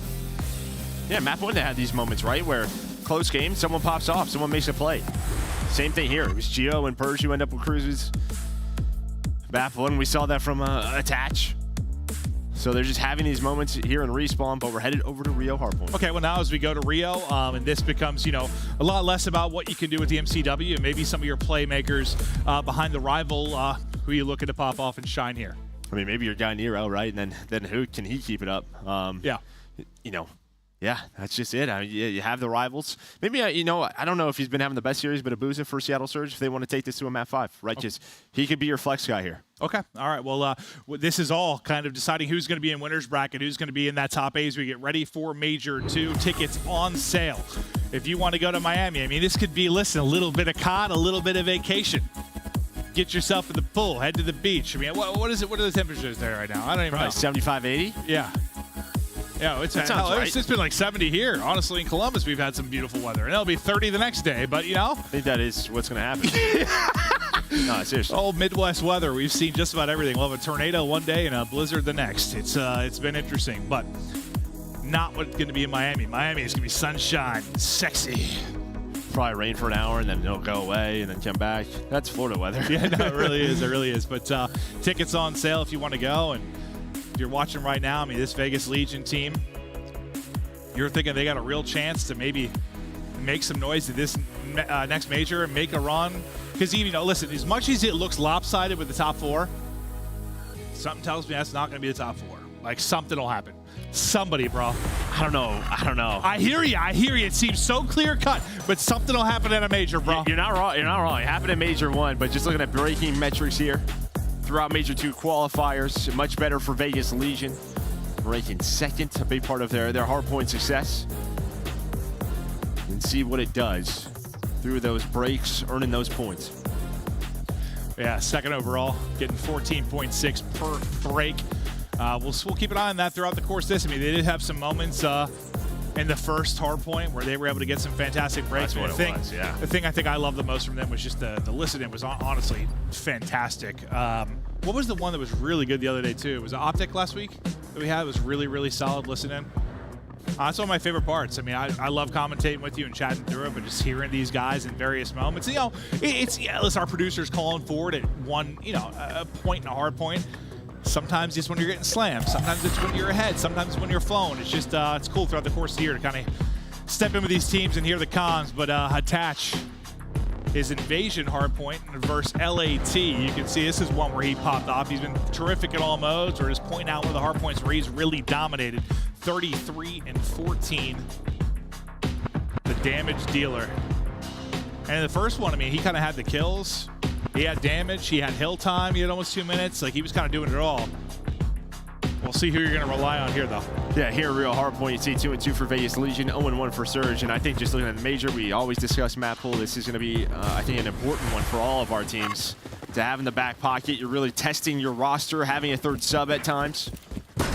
And I think both of these squads have great 3rd subs, so we'll see what happens here. But I think for Seattle Surge, especially with a struggling Respawn, they would love to make Rio Hardpoint a little bit better So they can use it in series like this to get them to a game 5 in another S&D. These first couple hard points, no. Scrappy they can be at times. Currently kind of owning that right side of the map will be Legion, but still a bit of time to work with here across the point. Brezzy and RC's, though, able to get some kills. Now you're going to try and push this through if you can and flip, and you're able to do just that. 2 players going to spawn out opposite side if they're Legion. And everybody drops outside of one that's gotten behind. It's really just Brezzy in position, and it's Purge. It's Purge again. Like in one of those moments where maybe you're losing spawns, you have 3 dead, he kills 3, and suddenly they flip again.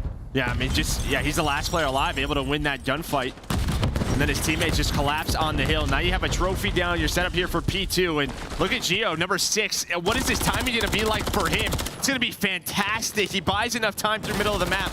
That is going to be all 4 dead. And now look at this map control if you are Vegas Legion. Purge is just making sure Seattle Surge doesn't spawn behind him. But they are not. We can confirm. They're good. Yeah, Geo had time to hit up the arcade there for a moment. They had him pushed out so far, but he finally will drop 4 in a row for attach. Shine. Did with the pistol for a 5th, but not going to happen there. You're going to be looking at, what, about an 80 to 15 point advantage. Still throwing some bodies at this if you are Seattle Surge, but I mean, as scrappy as this point can be and as difficult as it can be to hold, yeah, when you've got them spawning out across the map, it leads to a very healthy amount of time there. Yeah, and a lot of teams at times maybe don't send the player on that box's break. Because if that goes wrong, yeah, and then you know that pinch is coming on through, or maybe they just bully their way up that driveway, that's when P2 can get really sketchy. Well, part of it, too, is just that Purge got all 3 of those right as the new hardpoint's going to pop, right? Like, kind of allows you to push it out a little bit. You take a gamble, and it pays off. And then you break. You know, talking about being second and breaking and the points you're going to get off of that, here comes another one. Yeah, that one player is alive in RC's. He might help them break it back. Just kind of lurking. You want to break my back, Joe? I don't know about that. You're a very big man. Manero's on 5, does get taken down. But he has a break from Vegas, and just one of those hills you want back if you are Surge. It was the breaks in the map 1. We'll see if they can continue it here. The lead just continues to grow. It's got to be better. They need a response here at P4. It feels like it has to be here. I mean, you just get cut through again, and this one might be done. I mean, look at the slaying right now across. Like, if you're Seattle Surge, it's been a frustrating opening 3 hard points. Oh boy. You get that first one, second will fall. A gunfight about to go down the other side. RC's at least able to pick up 1 now, try to transition across, but Nade's going to hit as well. It's still become a mess. It's still another break. The frustration is continuing for Seattle Surge. Break after break after break. Legion, they're just outplaying them. Yeah, but maybe you have a chance here to get back into it. Hook and Brezzy, the subs, able to find some kills. So nice response. Much needed response here from Surge. But yeah, it started with that first kill. I think it was on the Hook, and then you saw the pinch develop. They had to get off the hill, off the point, try to pick it on up. But I think, like, even if you do get back in here, like, they make the beginning of this hard point messy at the first 30 seconds. You know, they get a little bit of time. They keep them out of the point. It then allows for a rotation now for Legion to try and set up. We've seen how Legion can do off the breaks, how good they've been there. Now what can they do with some early control? How can they do on the holding side of things? Well, Nades are going to connect, and you can already see Surge not in the best spot for now. Looks like they're going to wait for everybody off his spawn. Where do they want to start this push from? Through P1, but Geo waiting. Purge on the other side near the stairs, waiting. He's able to find a kill. Now, RC's and Hook do get them off the hill for a few seconds. It looks like the numbers will be here for Surge for a moment. But quickly come the reinforcements in attaching Geo. Yeah, you had like felt like a 10-second window there where you were going to have numbers, but you thought the race was going to favor over to Seattle Surge, but it's just been a multi-kill or somebody going beast mode. It's Geo who kills the entire squad. He is lighting it up. Give him more. Papa's hungry.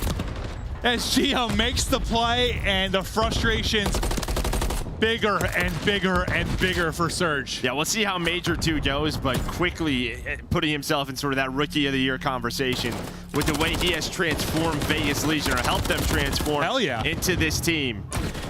But a 120-point lead here for Vegas Legion. You know how much of that is based on the success of the team. I know stats are important, but like, This team has been different, and they've been fun to watch. We'll see what kind of run they can make once we get to the major, but they're trying to win out their final couple of qualifier matches. They got one more against Boston, but right now up 100. Looking to win this map to close out the series. Surge, you got to be desperate now. There's been frustrating moments throughout. You're trying to bring it back down 100. Let's go to a listen now with Seattle Surge. I got 10. You're not too good. I'm leaving benches. I have guys. He's deep. He's 1 HP, guys. I spawned out. Y'all bench. No. Am I small? I'm my bench. I'm my bench right now. Let's watch out the pin boxes, guys. Play tie, okay? There's nothing boxes. Yeah, I want to get my shots. I have pinch boxes. I will drop you first. Bench is on me. Bench is dead. I gave a box. Too last long, guys. One close to me. Help me. He's stunned. I touch and purge. To be short. Be careful. To be short. Yeah. Nice. Outside was there. Nice, that's him. I'm gonna slide down the trucks. Down the shot here, okay? Watch out the pin. I'll shot. Can you get them? I can push up. No, I don't have it. Ramp. I'm close. Geo, one shot. I've got some time. You good. Look at my ramp. I'm standing above you guys, you can chow. Chow. He's dead. Yo, choke on me for attach. Didn't track. He's absolute. That's on you, bro. That's on the track. I saw Yeah, he's helping the track, guys. Watch on me, I'm behind that. Dead.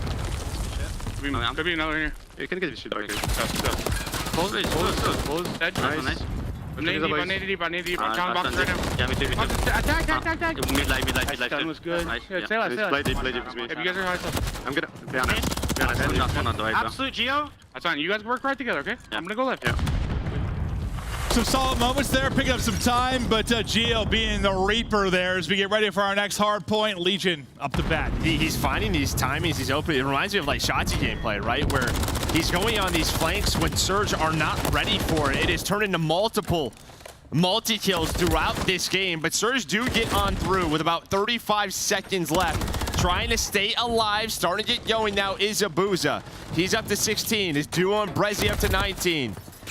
But guess who? It's Gio with another double. He's up to 22 kills, and that's going to put Vegas Legion now very close from winning the match. Well, you're seeing Gio get loose, find these timings. Feel like you're going to need Hoop to start doing that. He's 12 and 25. They're going to need to have every break, every hold, every moment if they're going to get this one done. Up next on rotation with a couple of seconds left, you'll see Legion are there and ready to get it done. 25 seconds needed to close this out. But you get here in time to at least make this a bit messy early. Some key gunfights going down. So far, you have the numbers. If you are Surge, they're surviving, sure, but is it going to be too little too late? You just got slammed through the opening 4 hard points. Yeah, much better second half of the game so far for Surge. And it looks like Vegas Legion go for a pretty long break here. You're going to have Nero and Purge working through the middle of the map. And they're going to find the first kill. And then look at that, white arrows. We are going. We are fighting. Gonna try to break this hill. They have the numbers, and RC's taken down. I mean, he was a lot longer than I thought he was gonna be. Beautiful stuff again from this Vegas team, and they have the take. They win here. They're looking to just be the better team right now. That's what we thought going in, and nothing has changed. Purge and Nero through on the feed. I think you get the tick here if you get all of the time, but they get off it for a moment, so not gonna be able to win it here. So you get the rest of this time. One more break, and that should seal the deal. You get to 249. Surge will have another chance to hold, but you still need about 100 points. I mean, you need absolute and literal perfection if you're going to bring this back to your Surge. But Gio, guess what? He's still dancing on you. Yeah, he's going to find another one with the MCW. He's disgusting. And there we go. Woo! Nero on the point. Vegas with another W in Major II Qualifiers. They got one more game tomorrow, but it has been an impressive run here. And listen, I mean, I know Attach has been sort of the consistent rock star, right? Like, if you look at the stats overall, but like, you see Gio, Nero, Purge, maybe they don't have the consistency of Attach, and you get that maybe if you're attaching that role, but like, they all have that pop-off ability. They all have that takeover ability, and I mean, Gio, he was impressive in this series. Absolutely unreal. Yeah, no, I think Gio is literally at like a 1.02 in all 3 game modes. Like, he's just been doing his thing. But here he has those pop-off moments. Leading the way in damage, 4,600 attached right behind him. You see the untraded kills, non-traded kills. Ooh, and those turn into those breaks. As Vegas now 4 wins, 4-2. I think like Ali kind of joked the one time. I think she was talking about like LAG, but it was like they always have like one person that pops off, but like you never have like that another guy, like somebody else kind of going off. You get one consistent person, but like when you have Attach as being so consistent, you see like one other guy sometimes like have those moments, have those big plays, and right now I just feel like any of those 3 guys can do it, man. I Like, think they just have they know how they want to play this game. I think they do. I mean, to listen, it was terrific. It was. They have a very high game sense, how they want to play each map, how they want to break kills, and they're doing it to a T. And, you know, you can see there on the game flow, it was never really one that was in contention. From P2 onward, they held on to a lead. When they needed breaks, they were there. When they needed it to be messy and just get them out of the hill, they did it. Every second felt so hard fought if you were Seattle Surge. Like, nothing came easy, ever. Even the one where they probably got the most time, I think the P2, where we went to listen, and, like, it still seemed stressful. It did. Yeah, I mean, in that listen, you just had 2 players alive, causing havoc. Brezi's like just finessing around, putting trophies on his feet. But yeah, I mean, again, the best thing for Seattle Surge is how Major 1 went. They have another Major coming up. Chance Never know what's going to happen. You know, they've complained some about some of their online woes. Being in Vancouver, it's been tough. You get to land, maybe that mentality kind of shifts and you can make a run. But for Joe and I, that'll do it for today. We'll get over to our desk now to break it down. Take it away, Chrissy Poo. Thank you, Maybe Pooh. We got Alley Cat and Mr. Nameless here on the desk to break down that match. All of us, including the fans, correct in the prediction. And Alley, you said it was going to take a miracle for the Surge to win. They got a search and destroy victory. Were they close anywhere else? No, they were not really close anywhere else. We obviously went to a round 5 in Invasion, but that's just the way that Control plays out because it is very defensive heavy. And unfortunately for Seattle Surge, it was going to be the Vegas Legion that got those ticks to secure that round 5 defense. Vegas Legion is now looking at a 4-2 record. They could finish with a 5-2 record and a top 5 seed. This is kind of the writing of the course they were looking for. Everyone who originally questioned the move to put Geo in instead of Standy, I think we all have to admit to ourselves, we were wrong. Vegas knew what they were doing. Yeah, and this stage has been the silencer to all those haters. I mean, you look at this Vegas Legion squad and what they've been able to do, right? Like, they bring in Geo, and since bringing him in, everybody has just been so much better. Watching these guys play Hardpoint, it really is beautiful. I mean, you heard in the listening, everybody's cool, calm, and collected. And when these guys need to break a hill or they need to make something happen, it happens so methodically. Like, it's not out of pace. Like, nobody's playing faster than another player on the team. Everybody's in the right spot at the right time. Like, it is strategically, fundamentally sound Call of Duty in those respawns. It's so impressive the turnaround that they've had. And, you know, Clint and Joe were talking a little bit about it. Like, people having their pop-off moments, that is a sign when you have a great Call of Duty team. Like, when a different person is taking over, they're following the game script and they get put in a position to find success and find those kills. And that's why Vegas is having so much success, man. The fundamentals are on point. Ali, it looks like a lot of frustration over there in the Surge camp. You are now looking at a 1-5 record going into Miami, potentially 1-6 if you don't clutch up in your final match. They finished top 6, though, at Boston. Can they finish top 6 with their current lineup? I'm going to go with no. I don't think many people disagree with this take that Seattle, I would not be shocked if there was a change post-Miami. Okay, let's talk about that when it's time. Right now, though, we have our scuff play of the game. You ready for this one? Sure. Who do you think it is? I think it could be anybody. I think it might be Geo slamming. All right, it's going to be Attached, probably on his 8th Street. Yeah, I mean, Attach he's so good, man. And, you know, right before this one, we were saying, like, Attach is still a star player in this league. Finds a bunch of kills here, backs up, and just plays his life because he knows how important a cruise missile can be.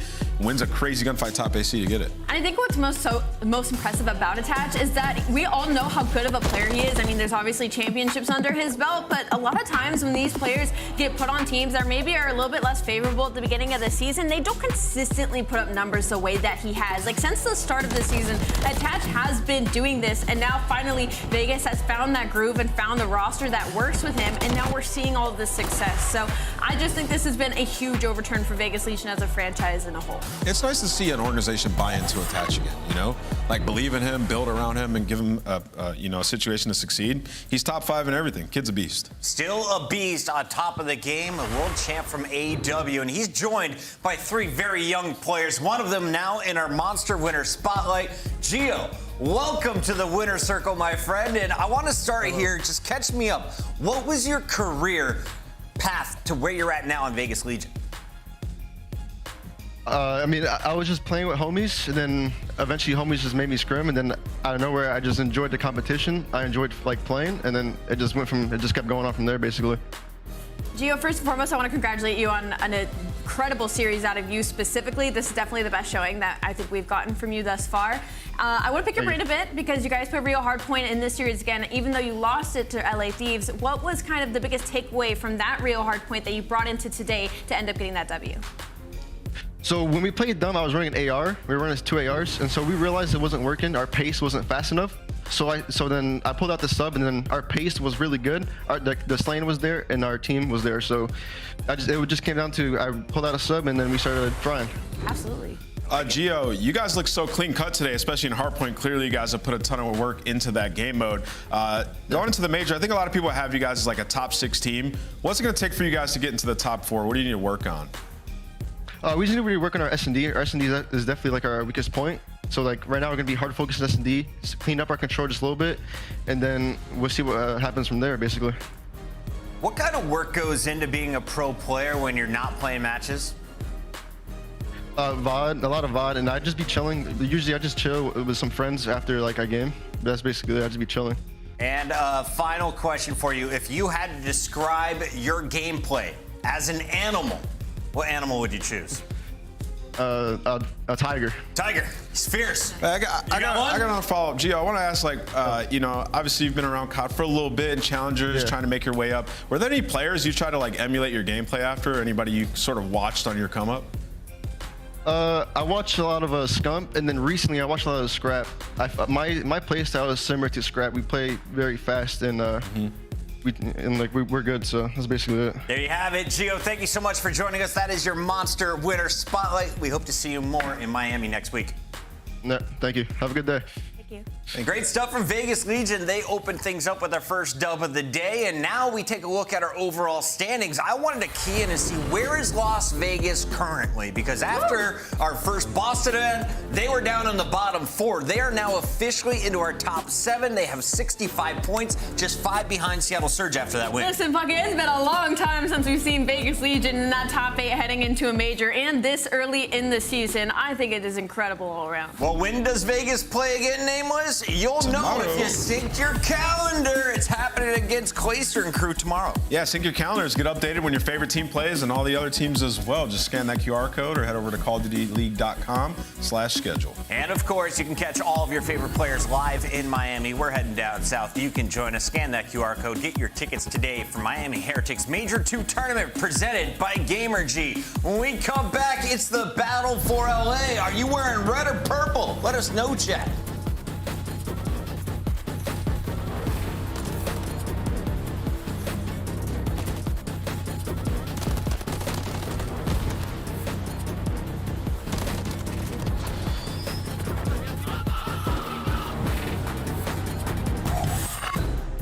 Slice up your competition with the Executive Chef Operator, now available in-game in the Call of Duty store. Upgrade your game with the SCUF, the official controller of the Call of Duty League.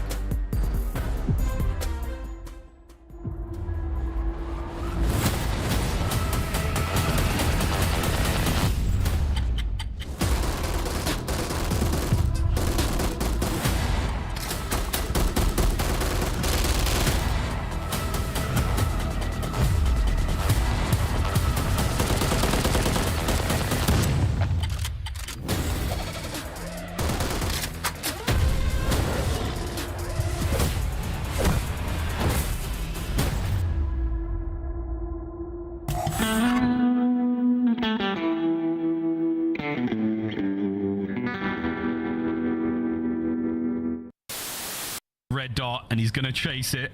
Hungry for the streak.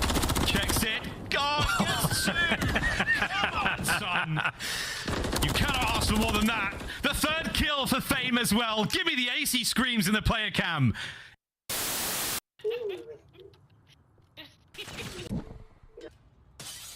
Vale. ¿No tengo como amiga? ¿Me voy a tirar tú? He's planted. The bomb is on B. Literally on B. If I get that one, I'll get an ace, just saying. Ace! GG. Did I did it!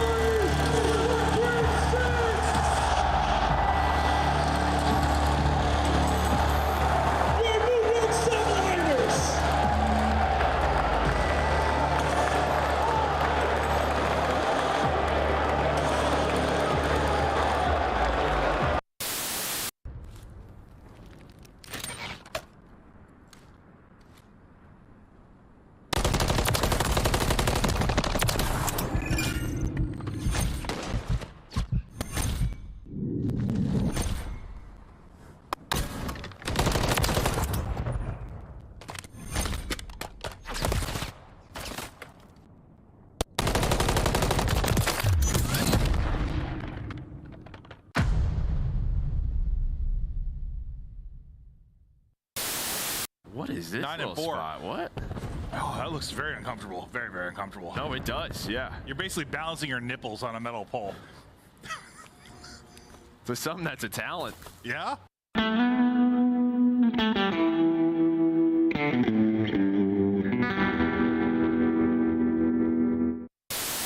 Down to 3 for either side. This is going to be it. Last-ditch attempt. Final of the point. Major II gets his. But 3 seconds to go. You've got to get on the zone, lad. Fresh mag. Send it. Wins it. Oh, my God. It's a 2v1. Diamond Con. Can you do it? The boys are on the capture. It's now a 1v1. What a round of control. Diamond Con, if you win this, God damn, what a round. It's round 9. Welcome back, everybody. The battle for LA is live once again. LAG versus LA Thieves, and we've always seen the Thieves normally higher on the leaderboard.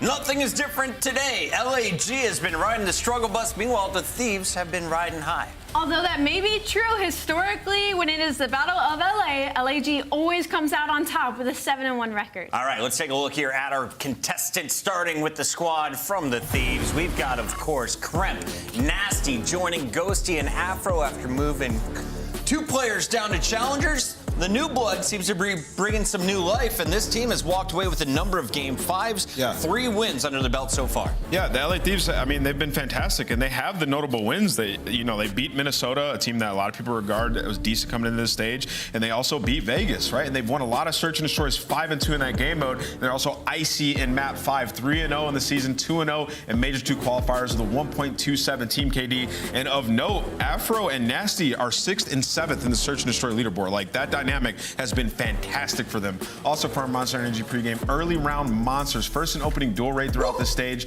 and first on both attack and defense. Afro 13-4, Nasty 9-2. First bloods, they're kings of them right now.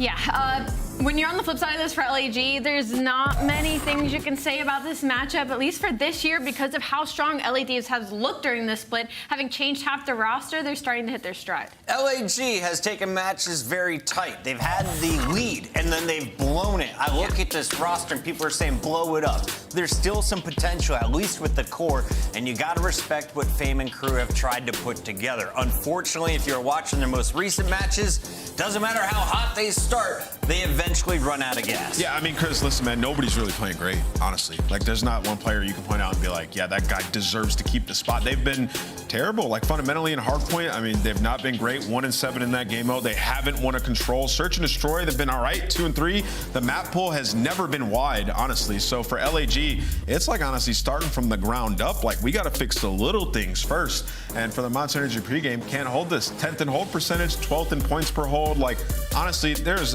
all the fundamental stats, like rotation, everything, nothing's great for them. Yeah, nothing's really great. You want to keep going to Monster Energy pregame, and it's going to keep giving you these stats of like 1-11 attacking record when it comes to attacking. You know, 2.5 ticks capped per round, bottom 2 in the league. Like, there's very few things we can say about the fact of LAG being a good team. The players have their moments for sure. We saw what Diamond Con was able to do in some of these maps. Fame going double positive, dropping 30 kills in respawn, but the issue is none of them are doing it at the same time. So as we look at the maps and modes, again, we're talking about an LA Thieves team that they are on the up and an LAG team that's on I'm shining a microscope, a spotlight on Assault from LAG. Which player do you want to key in on across these 5 maps? I actually 100% agree with you on that pick. I feel like he's been underperforming for quite some time, and he has a couple more opportunities to right that ship, and this could be the series. In terms of the maps and modes in this one, I really think like both these teams have been bottom of the barrel control. It's going to hinge on that map mode combination here. That is a map that LAG have liked throughout this season, so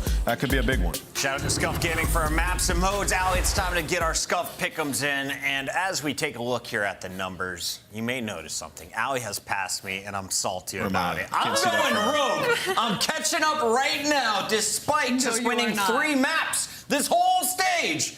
They get 3 more today. LAG it is. Hold on, come here. I know exactly why you did that. He walked into the green room earlier and goes, Ellie, who'd you pick LA Thieves versus LAG today? Now I know why, because you wanted to go the opposite side. Originally when LA Thieves, we're switching it to LAG. Don't worry, officially, chat. All right, LA, what about you? I'm going LA Thieves. I mean, you're going Thieves? Honestly, I didn't realize I'm cooking, y'all. Fans, where you at? Everyone going with Thieves except cooking the me, fans, though, LAG, low-key. all the way. Miles, do you believe that the Gorillas are the greatest team in your home city of Los Angeles? Wow, what a ferociously loaded question moments before we went into this match.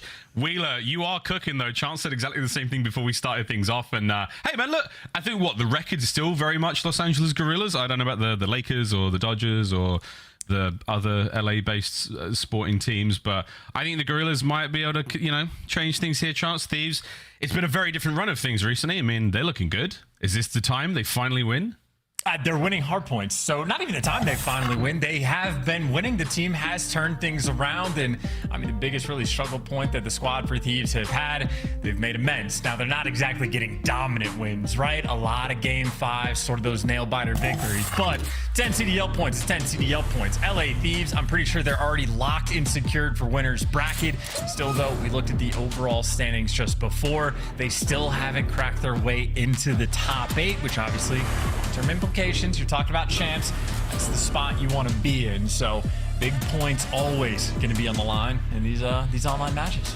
Yeah, I wanted to clarify that nothing in the world matters right now other than the LA Thieves, LA Gorillas rivalry. There's nothing that could possibly come into account here. I don't want to know about standings. I don't want to know about recent form. I don't want to know about anything. It's all about the battle for LA right now, and LAG start the proceedings with a couple of kills and into the hill. Yeah, having an absolute riot on their way towards the point as well. Easy reads from Assault. Gets his first kill on the board, and now everybody else on the LA Thieves going to be stuck in spawn. And I mean, frankly, for 35 seconds, they're already trying to work this streak just to put that constant pressure on the pinch. Might be effective.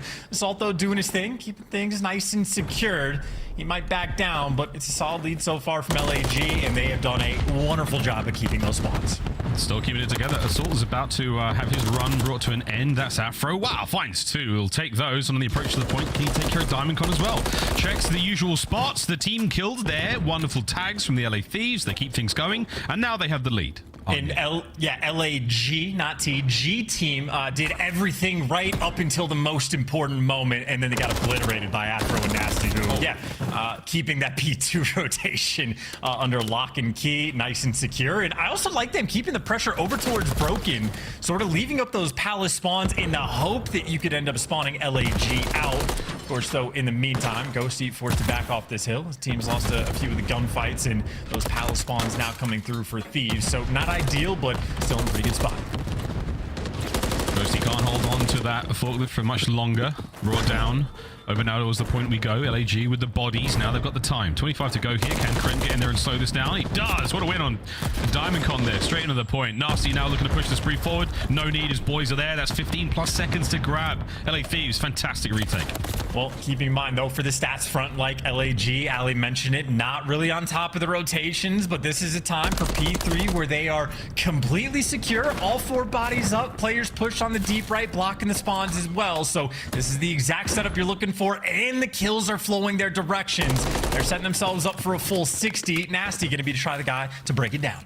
Yeah, Nasty doing a lovely job of roaming the backside of the map here. He's looking for that big old flank. Ghosty, another apparition on this team now, enters the fray towards the point again. Another for Ghosty. 2 in a row. Can't cross the street. Nasty keeps the streak alive, though. Into the hard point you now go. And once again, it was Thieves with a solid break. They don't account for Assault in the back line, and that changes the play again. The problem with keeping track of his Assault is these spawns are impossible to keep track of. Half of both teams were spawning out at Palace and LAG. It was the partial flip, but haha, just kidding, not really. We're still spawning at Gas, but I gotta say on the Thieves front, they still broke the hill down. The weird spawns came through, and Kremp still picks up a 3 spree while he's actually collecting the time. So Thieves, even with a little bit of, weirdness on the spawn front, still make the best of an awkward situation, have built themselves a sizable lead, and that is a rotation for the Gorillas, where they were way ahead of the game. They got the initial kills, and it simply did not matter. They couldn't execute around the time. Well, here comes a big moment for Kremp. Eyes on those players coming out of the Palace spawn. This is first. Can't get away with his life. At least the information passed across now. Eyes on that mini-map again. You should see those members of LAG spawning on the far left-hand side. They should be coming from that direction, and that direction only. Thieves know it. Guns are at the ready, and the clock is ticking in their favor. Yeah, after riding the motorcycle too, that just means he gets to sit down and let his teammates pick up all the kills. Nasty, the cutoff man, can't see through the broken window, so he's gonna fall. But this has still been phenomenal time for Thieves to get. Afro has yet to fall, now getting active from inside the point. And even on the rotation, Diamond Con might be a player from the Gorillas to try to break this down, but he is completely by himself. You see the distant angle played by Kremp.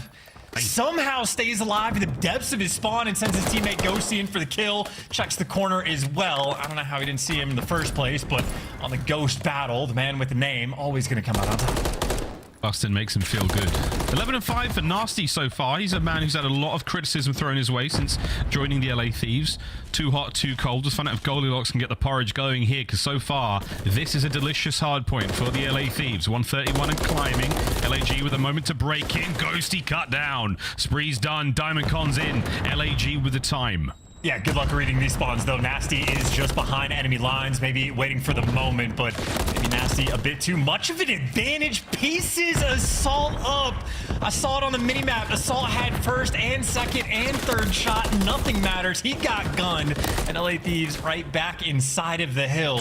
I mean, look, it's a 100-point lead. Every single hill where LAG does something right, they bottle it and end up in a situation like they are in now, where they're going to have to fight from the back foot basically for the rest of this game. Oh dear. Not an easy thing to do on Invasion. Fame now tries to climb out of the KD deficit he's got himself sat in so far. Back up to P1 we now go. The first set complete. LA Thieves walking out very much on top in the opening sortie. This is just an awkward stack too. You see the approach coming in from Thieves. They're like gonna double hit the right street. Fame though, shreds player number one. Flanks coming through, enough for the pressure. Fame, last man standing, gets some good damage on number two as well, but he is still going to fall. And you see how Thieves were able to manage it, put the pressure on the flank. Even though they did not get the first two kills, it ends up panning out perfectly for them. They get the time until maybe more awkward spawns running through. Maybe Afro pushes up too far, so LAG get the palace spawn. So maybe one of the first mistakes. He's really made this game. Nasty's right behind them. He's managed to get some damage into these players. B2's going to be wide open in a moment. The Thieves, absolute pandemonium across the map. Let's have a quick listen in and see if the comms are as nutty. Top blue and Cap. Coffin as well. Coffin weak. Top blue, What are you doing? Can you bump me, please? Yeah, you can. Diamond Con dead. Stay tank, bro. Low blue hitting me out, Ness. Wait, there's one out. Ness and two spawn out. Going in green. Respawn out, I think. Let's go, next guy. No, two front. One more front. In green. Extra weak. There's two street. Alright, let's go. Don't tree this. Green still. He's gonna be tracker. Yeah, I'll tracker. Let's go. Hitting your street fame. I'm playing square. Fame, one shot. Fame. Win, right? Yeah, we're missing assault. We're still missing assault. You're gonna be green. Green got me. I'll see Ness. Let's go Ness. I'm gonna go Ness. Right corner. Yeah, I heard that. I'm pushing him out. He's trapped right corner. One's white car. Right corner. Three times. Can I miss? I'll push you. I'm right left. We should pressure this hold, bro. Yeah, you can. Top broken.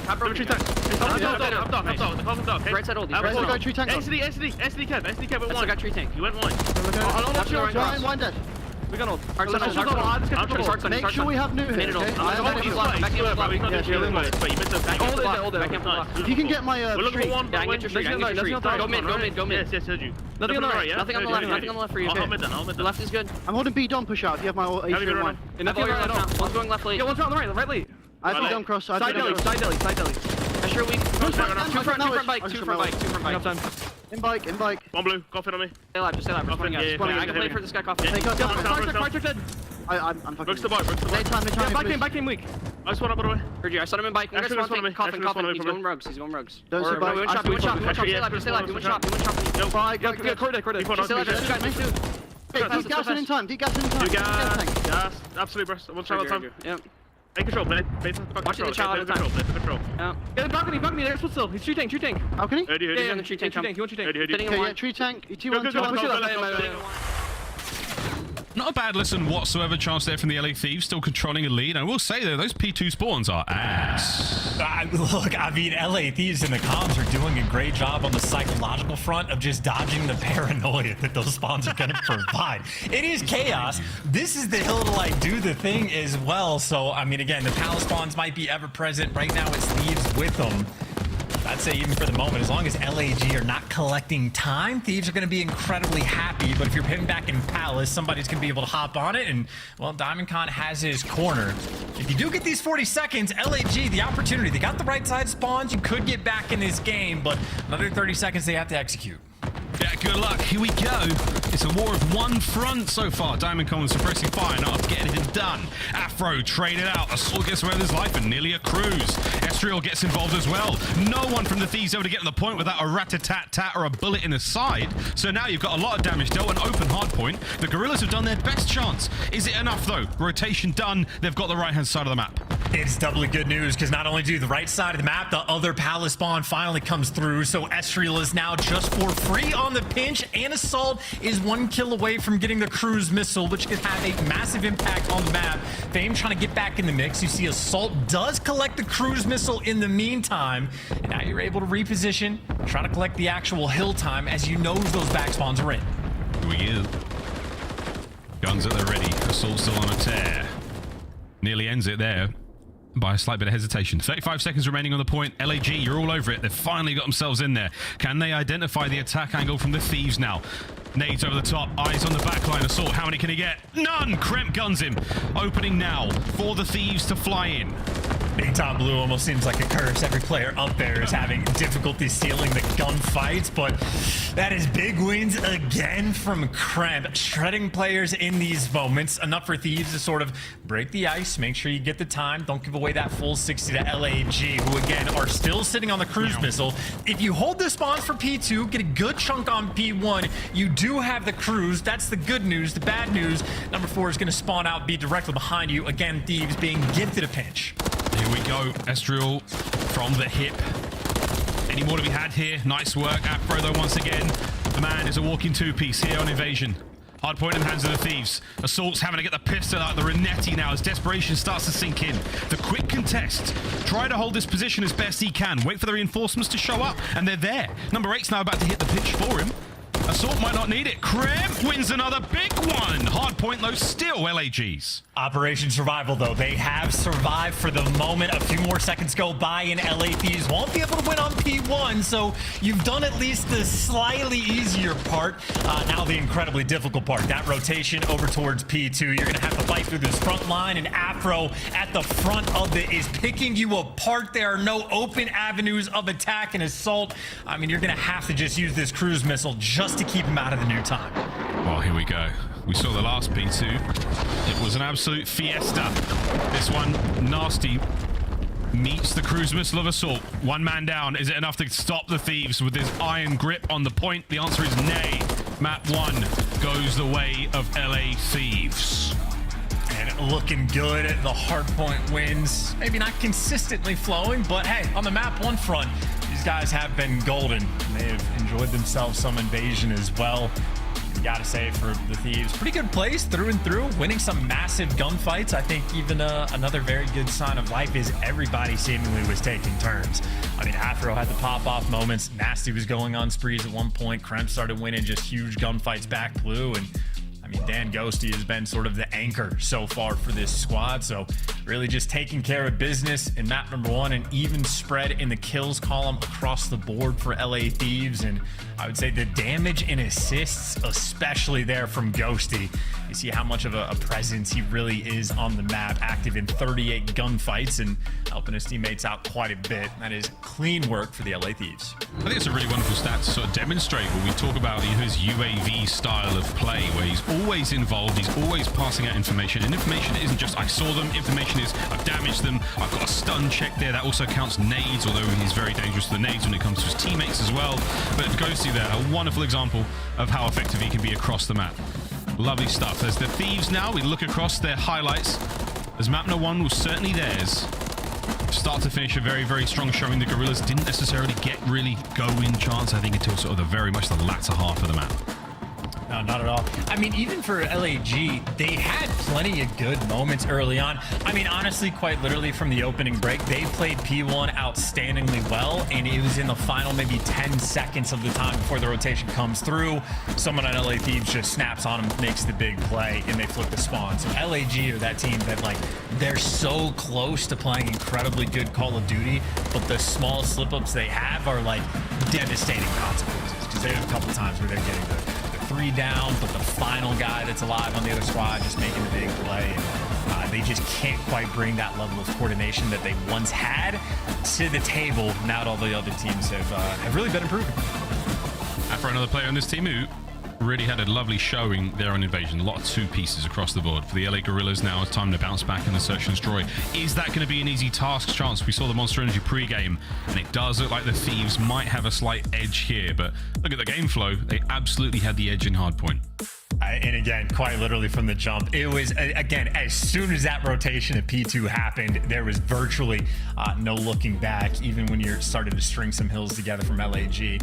I mean, I think we mentioned it, like, in the cast of, like, you're just going to be fighting off the back foot now. If you're down 140 to 40 points, like, it is sort of a hopeless scenario. There are maps like Skid Row where you can chain hills together and go on massive runs. Invasion, not exactly that map because those spawns are chaos. But yep, over towards map 2 we are going. And as you pointed out, Afro, certainly a player you're going to be paying a great deal of attention to. I know he hasn't really hit sort of that star form in the respawns this year. Certainly a player we're looking at to pop off just a little bit more, but in S&D, absolute class. He's had some monster performances, and on Terminal, aggression oftentimes can be the key. On offense, especially one of your only open avenues, like to have success. Afro can be that guy. We'll find out. We're going to be playing Terminal Search and Destroy in a brief moment. And again, the Monster Energy pregame certainly giving the Thieves a good chance when it comes to picking up those first bloods, picking up those defensive round wins. We'll see if they can bring that against the LA Gorillas. Chance, is this the big turnaround here? LAG have had a really wonderful start to their season. They were exciting on the build up to Major 1. They didn't quite deliver. They have been in a sort of downward trend since then. The confidence seems to be, shaky, let's say. Is this an opportunity for the Thieves to pull away a big win and finally get a nice win on the board in the battle for LA? Yes, Thieves are looking to run it up as is typical. There you go. Tricky word apparently for me.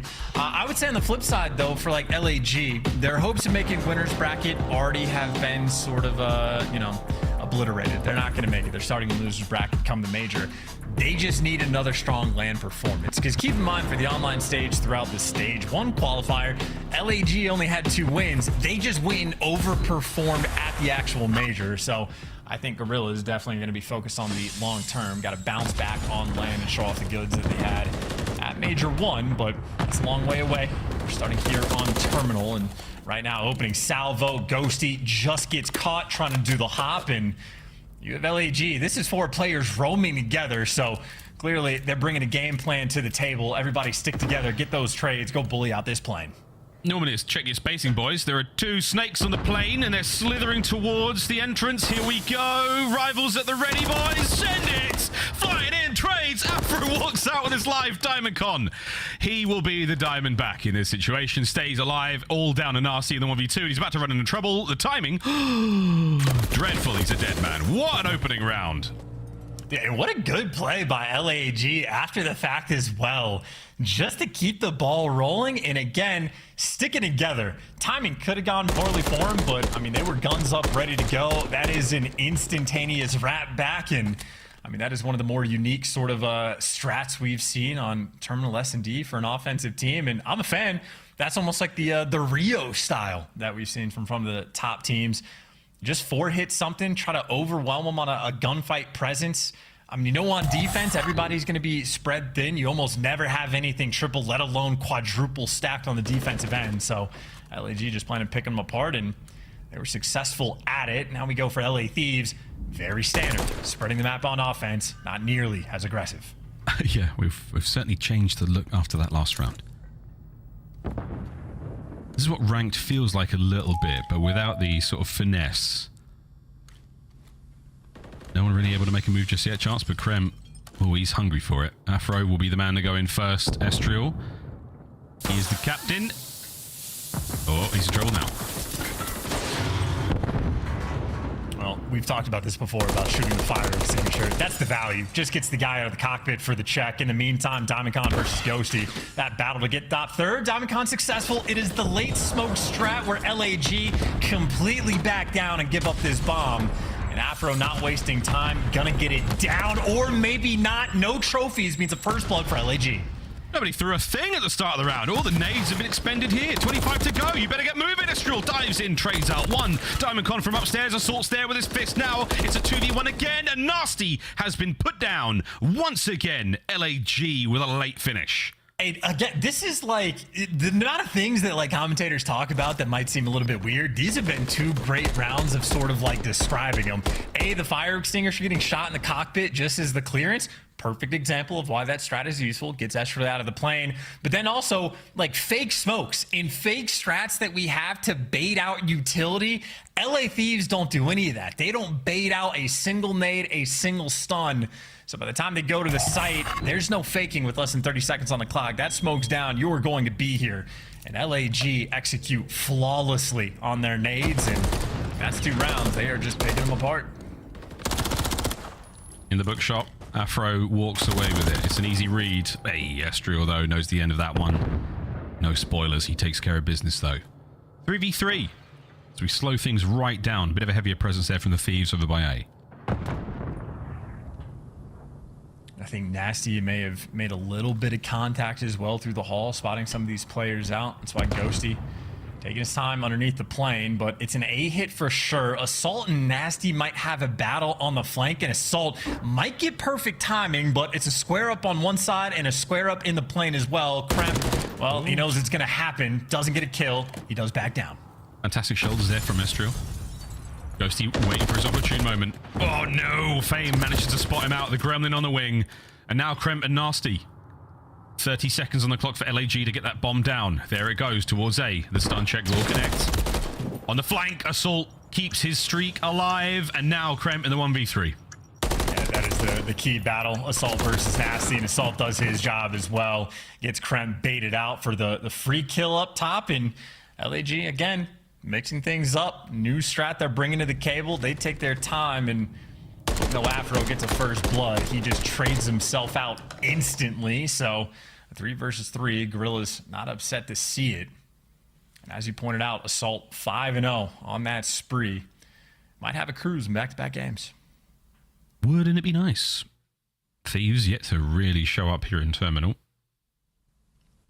Don't worry, boys. There's still time to make the flight. 3-0 thus far. The Gorillas on defense. Oh, no fakes this time either. This might just be a bully out strat. You got the trophy down as well, so things a little bit different. In the meantime, though, this is how LAG want to counter. So much pressure towards the middle of the map. Ghosty planting the bomb, the nades rolling through, everything trying to be coordinated, and everybody stuck in a corner. That's the round. That's the game. Good Lord, LAG. It doesn't get better than that. That was an immaculate retake. Perfect nade spots. Lightning fast precision. And now a quick victory lap. Boys, look.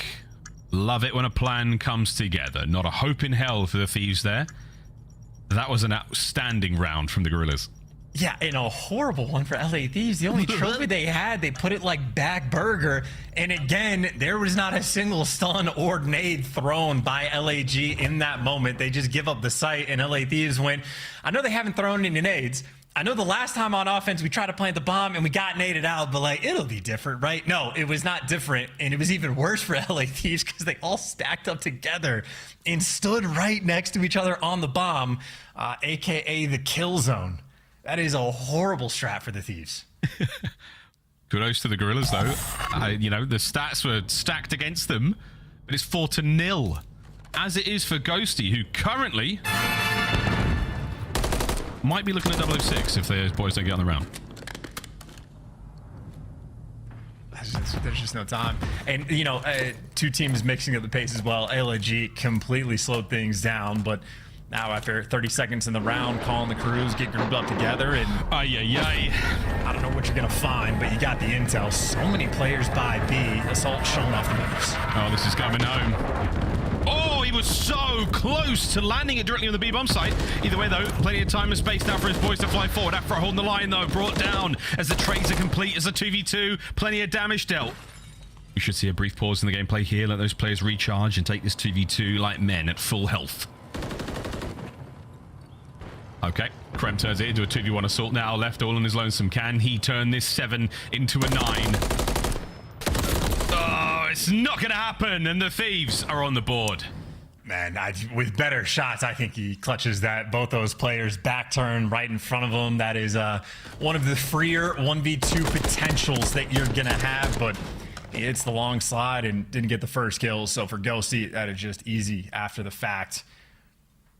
And I mean, shout out to the misplayed crews as well. Adam Assault might have been 7-0, but couldn't get anything going, unfortunately, for him in that round. And I mean, Miles, you're a ranked play aficionado. You already know you just need one round. Get one round under your belt to get that momentum swinging back your direction. You're not wrong, mate. Yesterday, you and I were on stream. We were down 3. We got that 1, turned in a 6-3 with the dub. A clean 1-4-3 SR or whatever. I got right out of plat and a diamond. Let's get it, boys. 4-1, though. Thieves now on approaching the perfect 2-2 split as they go towards those bomb sites. And I think it's starting to get a bit tense, but all you need is one, lads. And you see they are really just trying to play for picks. Spreading the map. Assault, though, gonna get it.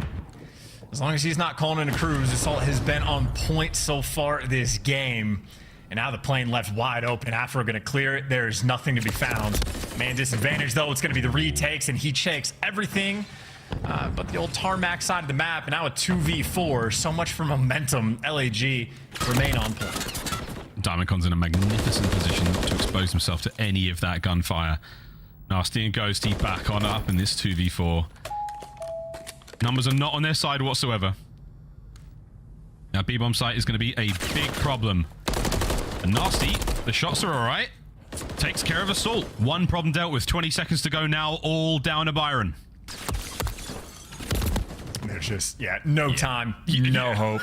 He's going to get drilled in that moment. Those were great shots he had on Assault. That Eskies fight to Burger, not really fun through either direction, but that is all but a moral victory. LAG, they have looked virtually flawless so far on Terminal. Again, outside of a misplayed cruise, but you even saw how close he was to absolutely nailing it. So on the idea front and the game plan, Gorillas looking very clean so far in Search and Destroy.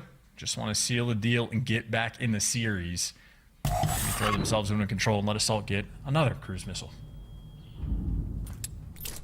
Heavy stack towards A now for LAG. The old classic plane bang out. Are Ghosty and Krem going to be in position to do anything about this? They've both vacated. They've disembarked, so now they have to get themselves back in there. Quick checks. Down low the battle, though. Krem managed to win it. Gets a first blood. Ghosty gets his as well, so it's been a very costly affair for LAG over by A. This is pretty problematic. Assault down low has put himself in a very interesting spot to try to make the play. He's cleared out a good chunk of the map as well, so you get the bomb down on A. You know everybody's going to be pushed up towards the hallway, and Assault doesn't want the free kill. He just wants the pressure. 35 seconds to play with. Time now ticking. Can LAG get back into this series? This is it. Nasty, you've been given ample opportunity to clutch and you have been chokeslammed at every opportunity. Is this one any different? Just over 20 to do it. Okay. 1v1. Nasty's baited the play. Assault's making the run. The timing. Oh, Adam Assault saves the day for LAG. And Nasty came close, and what a play call it was. But Assault simply too hot on the trigger as the LA Gorillas find the equalizer in the series. Yeah, no, Nasty, great read, but Cameron and COD will always be king. He played it passive and gets punished for it. Sort of a wild round as well. I don't know if Afro just like lacked object permanence, but he got shot in the back and then just kept facing the exact same direction. So he got shot in the back a second time, but terribly played. S&D out of one team, and from LAG executed nearly flawlessly. The reads on point, the nays were there, the teamwork as good as you could possibly ask it to be. So there you go, tied up 1-1. Adam Salt back-to-back games completely on point, able to get cruise missiles in both. Puck and Nameless said that is their player to watch on the Gorilla side of things, and so far, at least for the individual, so good. 11-2. We'll keep an eye on those. Not a single one of those kills was traded in. A fantastic 7 spree also. But there we go. 6-1. Terminal's done. It's a 7-3-7, not a 7-4-7 in the game clock, but that's more than enough for the Gorillas to get themselves back into this series. We'll find out how the rest of the series goes after a quick break. But Chance, quick thoughts so far on this latest iteration of the battle for LA? For the Gorillas, that was just a painful looking invasion hardpoint. We're dropping the ball in some key moments, and then the terminal, just a painful one for the LA Thieves where, I mean, they were making the adjustments, right? Like the first offensive round they had, they died because of the nades, but it was late in the round, so they adjusted and were like, let's try to plant early. The problem was, though, the actual nades rolling through on the site. So they adjusted the wrong thing, but at least there was an attempt, I guess. I guess too. Well, we're going to go to a quick commercial break while you are left to guess about how those adjustments went. Back at home, LA Thieves, the Los Angeles Gorillas. Map number 3 coming up after this break.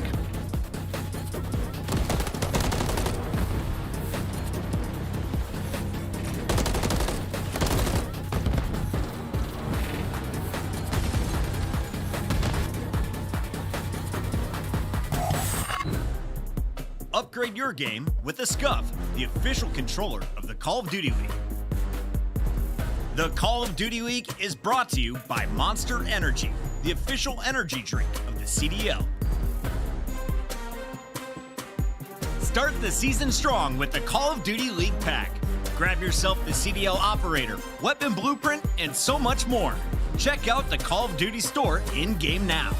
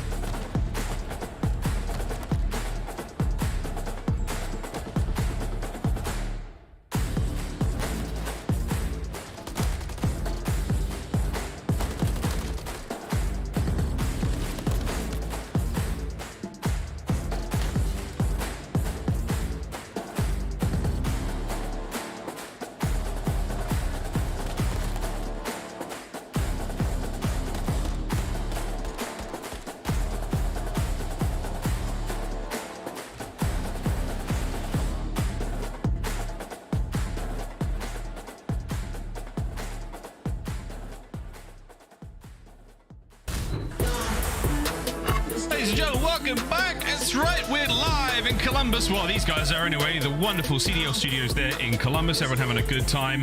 We're really close, though, boys and girls, to getting into our next matchup. Before we get to that, though, we have to give some love to Adam Assault, who's having one hell of a series so far. That guy's absolutely rocking and rolling. That's one for each series. You know what I'm doing, boys and girls. That's right. It's a GIF in the making. But very excited to see how the rest of the series plays out. The battle for LA is going to continue, and what also will continue is this probably will. There's a good chance these guys could meet up on LAN as well next week in Florida. We're going to be going to Major II, hosted by the Miami Heretics and Gamer G. Grab a ticket. There's not too many left, but you're able to still nab one now. If you're in the Fort Lauderdale area, come on down. We'll all be there, as with your favorite pros, putting on a show for all of you. And it's not too hot, I think, Chance. You've told me that it's actually lovely temperature for Florida in March. Absolutely. I think you said like high 70s, maybe dabbling in the low 80s, which as far as Florida goes, that's the dream. If it's not in triple digits, I think you're happy. And yeah, the humidity's out of control, but whatever. We can go for a swim or we can stay inside and do nothing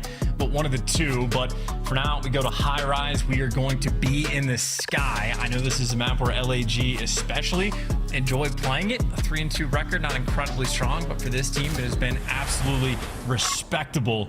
You are looking for that extra edge to climb the ladder in the standings. Oh, see what he did there? Do you see what he did there? Let's take a look and see what our teams do here as the nades, the stuns, the bullets, everything. Bad vibes will be flying across the top of this high-rise building as we capture these two areas of land. Hey, I gotta say, Fame had a hell of a route straight through the middle of the map, put himself under the heli steps as well. I was gonna say, one of the bad things about going day off the rip, giant exploding propane tank. It can be cause for concern, but outside of that from LAG, everything else has been on point. Adam Assault 2-0, you get one tick on A, you're keeping the pressure up. Ghosty on the flank is gonna be a bit of a concern, but everybody else for Thea is off spawn. Yeah, off spawn, they're doing what they can to get over there. The second segment, I do believe, was not completed. Wow, goal line save there from the LA Thieves. Done a brilliant job of holding on to that one. They're now going to try to fortify that position, fly across over towards B, where a lone member, Fame of LAG, is capturing it. Very difficult to actually capture a zone before you get trophies on the point. Nades are going to be a problem, and out for Fame. Honestly, I was going to say, you might want to hop off the point because all of your team just died, and if you die with them, you're stuck in spawn with zero map control, and here we are. You are stuck in spawn with no map control. This is going to take a minute to get out of. Oh yeah, this is tough. There's two of them in there now. Oh no, there they are. Nasty and Ghosty. The Ys are in, and Nasty with perfect awareness. Oh dear, if LAG are going to be leaving their spawn now. Bad looks in the life count department as LAG are starting to bleed out somewhat. Yeah, it's not getting any better. 21-17. Ghost's turn as well in the player cams. As always, there's number 4. Number 5 might be feeding into him. He gets back down on the nades, and that's enough to take down Ghosty. Now you just have to kill every single other member of the LA Thieves to get out of your spawn. Nasty next in line. Diamond Con drops him, but barely, and well, at least for LAG, they've made it out, but you're back to square one trying to capture this zone. It feels like Nasty's got 200 health in this game. 11.5, the clock has been stopped. It's a contest though. Final kills, there we go. Is Fame able to get on a B and stop it? Nasty there to intercept. Fame's got to make a move. Clock's ticking. There we go. Wins the fight. Stays alive for a moment longer. Afro up next. LA Thieves, trades complete. But Assault, last man up. He keeps the play going. Don't die, Adam. Please, no. But away we go. At 2.2, I mean, Davicon's doing the thing as well. He is completely overwhelmed, and he is traded out, but now Fame has made it back towards A. Number 5 off spawn. Where do you want to go? Towards your team? Towards the other zone? With 2.2 on the clock, you get an extra tick. He's gonna read Ghosty as well. Yo, there is no shot in a 7 versus 3, right? It's happening. It's happening. B's done. Couple of kills. Oh, this is gonna get ugly. Minute to play. 3v6. LAG not out of this yet. I mean, it's extreme TDM. You don't have to move towards the zone at all. Just play for kills. There's an extra. The 3v7 now a 3 versus 4. There's no reason to hop the point. None. No, right now, get the kills. Just they're doing it. Fame's still alive. It's now a 3v3. I don't believe it. We're watching Estrel gets away with his life. He gets Ghosty as well. 2v2. I don't believe what we're seeing. Indeed, just haven't forced him to the point. Nasty, you got to get the trade on Assault. Assault knows they're both nearby. He's been the Not the clutch king. He's been the cruise missile getter, and he's not going to get it there. What could have been if Assault was able to finish either of those final kills? They could have pulled off just a ridiculous clutch. And for LA Thieves, look, this is a team, they don't value their lives at all. They are willing to die for the cause at any given moment. Unfortunately, though, there is a respawn amount. Same thing for the search and destroy. It's bad to triple stack the bomb site when you have 3 nades on your feet. So I'm glad they have no fear in their hearts, but you know, fear is a natural reaction for a reason. Yeah, it's also the mind killer. We'll see though if the LA Thieves value their lives whatsoever in the attack towards these zones. They're willing to give their lives for B, for democracy, for liberty, and for Super Earth as well. Why the hell not? Fly forward, boys. Guns at the ready. LAG are lined up for the fight. And you see a heavy, like, sort of B Street stack as well. Diamond Khan finds a nice first blood and is a distraction to get everybody else killed as well. Afro, last man standing for the team. And again, you at least want to have one player out and alive just to keep up the pressure so you can make it out of your spawn. The moment where LAG got 4-man wiped, where things spiraled out of control, but Afro doing a great job staying alive. He might fall, but at least you maintain some semblance of pressure down this B Street. Nasty keeping things squared away. That's Byron Plumage right there. Top propane, absolutely laying pipe. Keeping Fame at bay. 44 seconds, the clock has been stopped. The B zone is now being captured.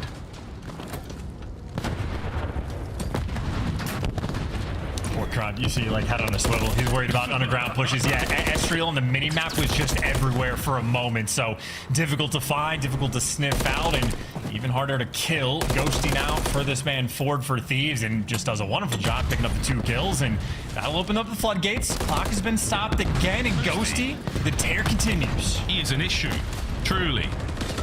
As he has spooked the Gorillas thus far. 2-man stack on B. That should go pretty quick. Second segment long gone. LAG with a nice pressure. And it's the nades that are really getting the damage done. The second man now reinforces the old conveyor belt. Keeps production flowing. B toasted. Over towards A we now go. Took a little bit to make happen, but that is a good deal. Tough slide though, so Assault's going to be able to pick up 2, but an extra minute to the clock. Way more lives, though, I'd say, for both of these teams, because you had Thieves were able to get a stack, so less time to work with. They're going to be focused on the objective. Kremp right now working with Afro up the middle of the map, and Kremp maybe doesn't need much help. Good lord, that kid can shoot. He's shooting. Oh, the timing for Afro. No problem. Still walks away with at least 1. That's not bad. Less than a minute now.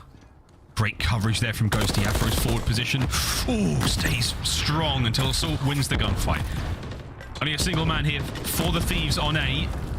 Estriel and co will be able to wipe the slate clean. You've still got a lot of presence right now for the Thieves. Oh, Estriel wins an extra one as well. I was going to say, Estriel wins a big one towards the middle of the map, and then he ends up giving you 2. So, nice little moment there for LAG. And now Kremp doing the old faithful, taking a tumble off the map. He's going to fall. That feels like a dagger. And now the lives actually do come into a factor. Ghosty, please stay on. You can't throw this one away. Question is, does Estriel read it when you hop up? There's the hop, there's the read. No problem whatsoever. 20 plus seconds to go. Estriel and Assault find the kills. The final lives for LA Thieves now dwindle out rapidly. 2 remain. And that should be the equalizer for the Gorillas. These have been 2 fantastic rounds of TDM between these 2 squads as well. And talk about a moment where, like, you really cannot afford to waste any lives. Falling off the map is always going to be problematic, but I think LAG did enough on the defensive end a little bit earlier. Again, Estriel slamming everybody in the middle of the map. So nice bounce back round. All tied up on the round count front. Thus far, defense reigns supreme, but only barely. Well, Kremp takes a tumble. He's now found on the corner of, what, 5th and something, way down low. Get the Wilhelm scream at the ready for that one. LAG, ride that momentum. See if they can't find an attacking round now. The Thieves dig deep. We go again. And I think the Thieves are going to dig deep for LAG. You're just looking to avoid that one sort of core moment where they got 4-man wiped. Got to do a little bit extra on the offense just to keep things up, squared away. Ghosty, nice shots, back in Diamond Con down. You see a double underground hit. Afro pressures on him. Slide back and forth, able to get 1. Why not give him 2? That is the SMGs on LAG. They meet their maker. His name is Afro, and LA Thieves now crawling back around your spawn. He's back at it again. Afro. 3 now in a row. Oh my god, he's dancing. The timing's not great. Oh, mana! 4. Fresh mag. Estral poops the party, ends the spree. Slight lead there in the segment capture front. There's ticks for LAG. Only by 1 right now. But that's a great place to be sitting, Charles. You want that defense around 5. Great spot if you can get there. Absolutely. Still going to be the nice little fight, though. Everybody around helicopter. I mean, the B Street side of the map is left wide open by both teams right now. Diamond Con shooting through the crack. Nice wins. Assault able to take down Ghosty for the trade as well. You've opened up the floodgates, able to get that pressure on A. But I see a trophy top helipad, and I don't see one on point, so maybe going to be a little bit more difficult to survive. But for the moment, LAG, all the kills in the world are flowing their direction, and they got a 2-man stack on the point. That was a big lead. Oh, it's 3 on A. Say adios to that, but Afro away. Oh, good God. That's a 4-man wipe for the Gorillas. They're all down. Thieves, fly forward. High rise is yours. Much like my rank play teammates, nobody wants to watch the flank and you get punished like that. Hey, that's not you. That's, I mean, randoms too, man. It's troublesome. Not easy on high rise. No, not at all. Still, though, the fight continues. Final seconds as the Thieves have managed to keep the Gorillas in a stranglehold. Don't let them get out of the office side of the map. They take the lead. It's also like Operation Not Get 4-man wipe for LAG. Granted, that one happens much later in the round, but I don't know. I'm also not a huge fan, I don't think, of seeing the trophy getting tossed down top heli and not having one on the actual zone. I know the flank was the bigger problem than the nades, but either way, defense continues to reign supreme. This one much more dominant on the side of Thieves. And a round like that, certainly on the gunny front, you're feeling a lot more confident going into this next attacking round. Which, frankly, this could be a nice little TDM round. You never know. See how it goes. Well, the trophy up top of heli could have been a very, very slight error, but you never know. I'm nitpicking for sure. Yeah, nitpicking for sure. That makes a big difference, man. Well, the nades are up. B zone slowly but surely getting captured there. Ghosty's on a 3 spree. Afro having a great map so far at 21 and 16. And here's your UAV in action. Info passed over. First segment of B gone. Good kills as well. A couple players off spawn. Dan Ghosty, maybe the time to fry. You see he gets another one helping his boys on the point. And unfortunately can't quite get the read on where the pressure in his spawn was coming from because they ended up being on both sides. But in the meantime, 2 ticks of progress already through, but Nasty completely by himself. Double chow is going to happen. And LAG, the coordination is there for the double chow to make sure they stop it. A minute left on the game clock, and now LA Thieves turning their attention maybe towards this A zone. One player on the point to stop the clock. Afro from up top, and there's that pesky propane tank again, and it's going to be hurting LAG. Oh dear. Intense Fame holding on. Brought down. Dimacon. Brought down. Last man up. Estral towards the point, and Afro, he's put himself in between the team and the point. Body block in the play. Finding the kills. 3 in a row. A's nearly done. The second segment now toast. Estral forward. Crimp guns the pair of them as the Thieves are absolutely eating Gorillas alive. Oh, those are big shots. Oh, Kremp is still going too. The extra damage is there. In the meantime, it's the B zone. Nasty back to his home. Nasty, by the way, watch the flank for the squad. Bottom blue. Oh my God, yeah. Oh my God, LA Thieves. That is unbelievable. We've never seen that before. They captured both zones at the same time. It was poetry in motion. The Thieves have just run high-rise control in that final round like we have never seen before. Miles, I'm just glad you caught it. I'm over here. I'm yapping.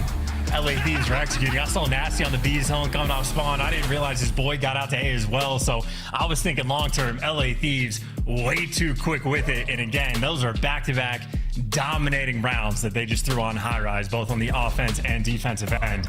I mean, just taking turns slamming. Dan Ghosty, 29 kills, 5,100 damage, and Afro. That's the type of performance I'm looking for from him. Capped up with Ghosty in the damage category. 26 kills as well to boot. Not too shabby. And of course, double-digit assists from him and Kremp. I can't believe Kremp went 15 and 24 the way he was shooting towards the end, because he seemed to be completely on point. But a 3-1 victory, you will absolutely take it every day of the week. Oh, yeah, week. Highlights, boys and girls, of the high rise. That was a fun one indeed. And shout out to Ghosty, his second respawn in this series where he's dropped 5k damage. He's absolutely shooting today. The first round was the fun one. The second round, again, LAG bounced right back into this. Lots of good kills. Again, Chance, not a bad look whatsoever, but that final round, that is one that we are definitely going to be going over with a fine-tooth comb, getting rid of the nits that you were picking earlier about trophies and whatnot, because it does all make a difference. Watch out for those lights, boys and girls, especially if you have kids. They're an absolute nightmare. But wonderful stuff out of the Thieves. They take the lead in the series. Yeah, well, the nitpicking thing I was trying to do was just talk about Nasty actually watching like the bottom blue flank for the team. So instead of going for a triple stack when you don't need to, making sure you keep the map contained so no funny business takes place. And I mean, Nasty got traded out bottom blue while his teammates still got the pressure on A, but off spawn went right back to the other zone. So it was just a real constant force out of LA Thieves in this game. And I mean, these are the big moments towards the end. This is where the ticks start flowing through. Everybody on Thieves right there doing their job. Slaying. Good stuff from them there, Gorillas. Whoa, boys, you've got a little bit of work to do. As again, confidence starts to get sucked out of you when you lose a map like that. We'll see how they can bounce back. It's all smiles for the Thieves. We now go to sub base. Oh, baby. Sub base hardpoint. This is going to be an absolute banger. Will this be the end of the series? LA Thieves looking very strong in the respawn so far, but sub base Chance is a totally different beast. Can we go all the way to that invasion, search and destroy? It is certainly a distinct possibility. Certainly earlier in the year, Subbase was a pretty fearsome map coming out of the Gorillas, so maybe not necessarily a comfort pick at this point in the year for them, but they've had a certain degree of success, so map 5 maybe on the horizon. But again, it is a new Subbase compared to stage 1. Gorillas haven't had as much success on it, so still a bit of a question mark we're going to have for the map 4. Really for both of these teams, because even for LA Thieves, I know the hard points have been flowing their way a bit more, but I know a lot of those have been the map 1s. They've slowed down just a touch, but these are the stats on sub base, hold percentage. I mean, just everything maybe slightly better on the hold front compared to the breaks. 5%, that's actually insane. I was going to say better from LAG, but 20% of a break percentage isn't particularly great. 5% is wild. Dead last at 12th there in sub base. So what are we thinking here, Chance? I mean, if the LA Gorillas have got the hard point, there is a very slim chance that the Thieves break it statistically. Well, it's a few different things. One, that is partially the old LA Thieves roster with some of the map repetitions on sub base. This is the squad. It's not like they've been grinding the new one out. So again, 0-2 record. That means they've broken one hill out of maybe 15 tries or 20 tries, whatever 5% would be. So again, some old stats coming into play for both of these squads. Not quite modernized just yet, but yeah, I would absolutely want to stay ahead of the rotation game if I'm LA.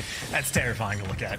Well, eyes on the minimap. We'll keep you updated with the movements of the Thieves on those rows, but for now, it's a go-go straight into P1.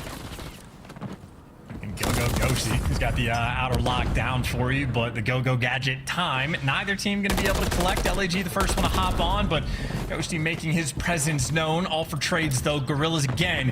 What we saw in Invasion. Strong opening break. The game plan executed completely on point here. So far, so good for Gorillas as well, but when things get mixy, how well can they perform? So far, it is Thieves maintaining those P2 spawns. That time, keeping things under control. No one from LAG able to get out of their spawn just yet. Yeah, nice stuff so far. One thing I want to bring up very quickly, of course, Kremp in that last map didn't exactly have the greatest individual performance. He's leaning forward so far. In this matchup, we've only got his hair available on the player cam. So that boy is locked with a capital L. Let's see if they can get the dub. I mean, why move the monitor closer when you can just lean in that far? We don't need neck strength into old age. We can just burn out while we're young. Fame able to pick up a nice gunfight, potentially to kill the back spawners. And there you go, the spawn out's taking place. Now for Gorillas, you need to hop on this zone immediately. Fame gets number 5 in a row as well with the nade. And he's the main factor for these guys to get the break on the time. Now you're looking for the crews from LAG. This is everything going right. Yeah, jokes aside, LAG. Oh my god, then he lined up and giving Fame another one. He doesn't get the cruise in the end. It's not going to hurt too much, but you do have to get these players away from that window. Ghosty now barging in through the top side. Coverage there as Assault's got the doorway. And they're in. Good comms, though. LAG maintain control here. They don't have anyone on the point for now, but Assault's got himself a 3, nearly a 4. All right, trying to drew people out, but that's a big break as well. Ahead of the rotation that they are. And Ghosty even wins an extra one in the meantime, so he's coming out to his teammates. There's 2 over towards P2. Someone might have gotten through the right side of the map, but he gets to pick that up off spawn, and everybody else just gun forward. Afro looking down. Snow, Diamondcon there to pick him up. That is step 1 for the break for LAG. Step 1. Here comes step 2. Open up point. 2 trophies atop one another on the inside. Lovely work there from Assault. Finds himself another. Damage to Ghosty Nono for the kill. Upstairs is Estriel. Bringing the damage, not the kills though, as the rest of the members of the LA Thieves have spawned up so close. They're well and truly back in the fight. LA Thieves rotate early, hold the point. And I feel like we've gotten a pretty distinct look at what it's like to play against pros if you're not on point with like even just the trophies, right? So many POVs on both teams where players are just getting peppered up by every single stun and nade seemingly in the game. Another one by Estriel gonna connect, so it is not easy to play at the pro level. Players like this always on point with their utility, and Kremp on point with the gunny. Drops the head, but through the middle of the mat, Diamondcon likely going to be able to pick up 2 kills or set Fame up, and now you got to test that 5% on the break front. Oh, no. LA Thieves are so far away. Oh no, let's see how it goes. The odds are not in their favor, chat. Diamondcon on the hunt. He knows Ghosty's around here. It's just the heavy patter of footprints through the snow, and it's 3 down again, and the LA Thieves have not sniffed the point in 30 seconds. And they might be chalking it up too. Or maybe one last attempt. I guess they get that sort of entry kill, but these are problematic moments. Nasty getting called out by Diamondcon, and the trade comes in from up top, now around the zone. Assault kind of last man standing, actually had number 7 to back him up, and yeah, absolutely no breaks coming through, and more bad news. Number 4 ends up spawning out. That is not the time you want to be pinching this time. Oh dear. Well, we've got a bit of a rotation taking place bottom side of the map. Diamondcon's the only man here for LAG to help out Estriel now. Late reinforce. Okay, it might be all right. The Thieves are in early. Strap in. They should be getting the time. And they can hold. I mean, that percentage is quite a bit better. They haven't actually turned to read the P5 warehouse spawns coming through just yet, but they didn't even want to take the short route. LAG, they're going to be working through the middle of the map. Assault, though, not going to be sneaky. Afro going to spot him. Trying to reposition to actually get the kill, but now a bunch of kills lining up in the middle of the map for him. Great damage done. Forces a team kill as well. So Afro has done his job, but Assault, the first man he called out, still keeping that pressure up on P2, but all of this time has gone the way of LA Thieves. A perfect hold so far. I mean, once they get in, it's fine. Ah, there we go. Late break, still man presence there for the Thieves. You might lose the time for a moment. Not a perfect 60, but very much their hard point. It's all theirs, boys and girls. An insane stat, and it's really playing out. The breaks are not good for the LA Thieves, but Afro on the flank. 1, 2, no problemo. New hard point up in P1, and it's all red for now.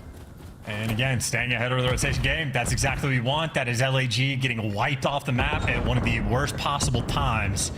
So you're going to have to break this down, and Afro's the player that's going to be starting. It does the extra bit of damage, and again, for Afro, he's just calming. This is 3 players around the class. Just keep the guns forward. It's easy for Nasty when he gets to L trigger. 14-9 for the moment. In a P1 where LA Thieves have gotten every second of time. Statistically, it looks like neither of our teams are very good at breaking these hard points. Oh, that could be it. Fame. Nice kill there on our Afro.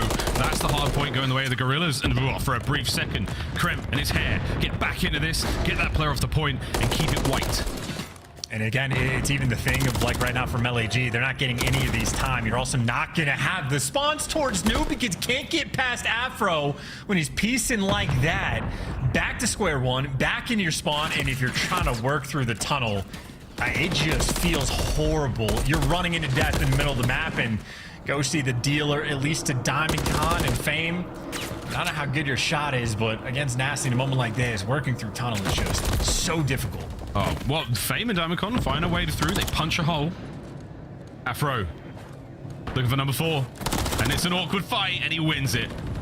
Lovely finesse, keeping the play going. 40 seconds here on P2. Creeps in. Big win there on a Diamondcon. Now guns up at the ready, and Afro and the rest of the boys with the LA Thieves pushing these players out. The spree comes to a close. 30 seconds to go, and the Gorillas have not even come close to this hard point. I just know that when we're going to look at that data view after, when we see the line graph of time collected, LAG, I think, have scored maybe 2 seconds of time since that back sub hill. So they've been getting obliterated. Not likely to get a 100-point club. They do have the rotation over towards New, but similar towards the Invasion, they're just having to dig out of a massive hole. Well, keep digging. This is a tough one. This could be the final hill here on the map. We haven't heard from them yet, so let's dive in with a listen in with LAG. Deep right, Dan. Deep right, Dan. Nasty play for spawner. There's double play for spawner. Double play for spawner. He won't look for bottom. You finish in the back. Tunnel. Frank come through right. He's left side. Rotate down. Tunnel weak, Kyle. That's right. He's still there. And one shot. He's by the box. 30 seconds. I'm trying to fight for this though. They can still one of this. They can still one of this. Yeah. 5 seconds. 5 seconds. I think you bought in. Man, we can jump down here. Jump down the boxes. Watch I'm holding. I'll be up in after that. That's clear me. 10-8, Nasty. And it was a short and sweet listening because it's nearly the end of the series. LAG, the hope fading as the hold from the Thieves incredibly strong. That is it, chance the battle for LA. Another chapter comes to a close. This time it's the Thieves with the win. It's the Thieves with the 10 points. And it's the Thieves with the thumbs up and the smiles. In effectively dominating fashion as well. I know the terminal is certainly one that they're going to go back to the drawing board on, but the respawn, I mean, that's about as good as it gets for LA. The best they've looked this year, and in a match where you almost want them to have that extra edge. They're getting wins. They're going to be in winner's bracket. You want them to have a good showing at the major. You got to be dominating a team like LAG. They do exactly that. Sub-base, not remotely close. Really just running a rampage in all of the respawns. The back-to-back rounds they had on high rise, especially on point. And I mean, again, good love to everybody on the team for LA Thieves. Everybody doing their jobs. Krep 14-11, feet might have been up, but still dished out the most damage, at least on his team. And even seeing that from Diamond Con, less than 1,400 damage, only 8 kills. Stage 1 versus Stage 2 DC is a story of 2 different players. This squad needs that bounce back come land time because online has not been favorable for them. But LA Thieves keep the ball rolling. Overall standings, I think they might have moved up an extra spot as well. 10 CDL points can go such a long way to team towards the bottom of the standings. And LA Thieves, off the back of the roster change that they have made, they have really enjoyed this Stage 2 qualifying sort of moment. They've executed on everything they've wanted to. They have, and it's taken a little bit of time, but the practice is coming through to fruition. I think LAG as well, you said about DiamondCon DC has DC'd thus far in the Major II qualifiers. Not over yet. We'll find out what happens, though, in the rest of these 2 teams' run. In the meantime, it's over to the desk. I knew the Gorillas were going to get a map win during this series. It was a 3-1 as we saw the Search and Destroy go to the Gorillas. But the rest of this, LA Thieves walking away in dominant fashion. I was most impressed by those final 2 rounds of the Control. Where did you see some strengths in LA's game? Honestly, maybe in the hard points, just a little bit more of locking up those rotations and fundamentals for the side of LA Thieves. I think for them right now, this was almost a trap game in a sense of because of the history of the franchises and LAG always kind of winning this battle. It was kind of a testament to, all right, LA Thieves are starting to find some success. Are they going to play down to their competition as we move into Major 2? And this answered my question is that they are not going to. Yes, they did lose that map to Search and Destroy, but to be honest, I think it's just because we've seen so much of LA Thieves on Terminal at this point. LAG did the proper thing. They had a lot of VOD review. Yeah. It was able to counter a lot of what LA Thieves was trying to do. Name was both teams, the Thieves and Vegas, are now improving to 4-2. And the Thieves have the tiebreaker. They beat Vegas. Yeah. Do you think the Thieves are the better team after watching both today? It's tough. I want to say Vegas just because I feel like they have more potential to upset the top teams. I think with LA Thieves, like, we've seen them have some good performances, and honestly, I want to spend this time to give them their flowers. Like, the going got tough in that map 1. They ended up sending a lot of pressure towards P1, doing exactly what they needed to do to close out that map. And then we get to sub-base. It is flawless execution on every front, rotations, breaks, everything. But if we're comparing those 2 teams, yeah, Vegas just have looked a lot stronger. I know they lost the matchup. They just have looked stronger against some of our better comp. All right, Gorillas still looking for answers. 0-6 after 6 matches in just 4 map wins. We take a look, though, at our scuff play of the game. Let's focus on the positive.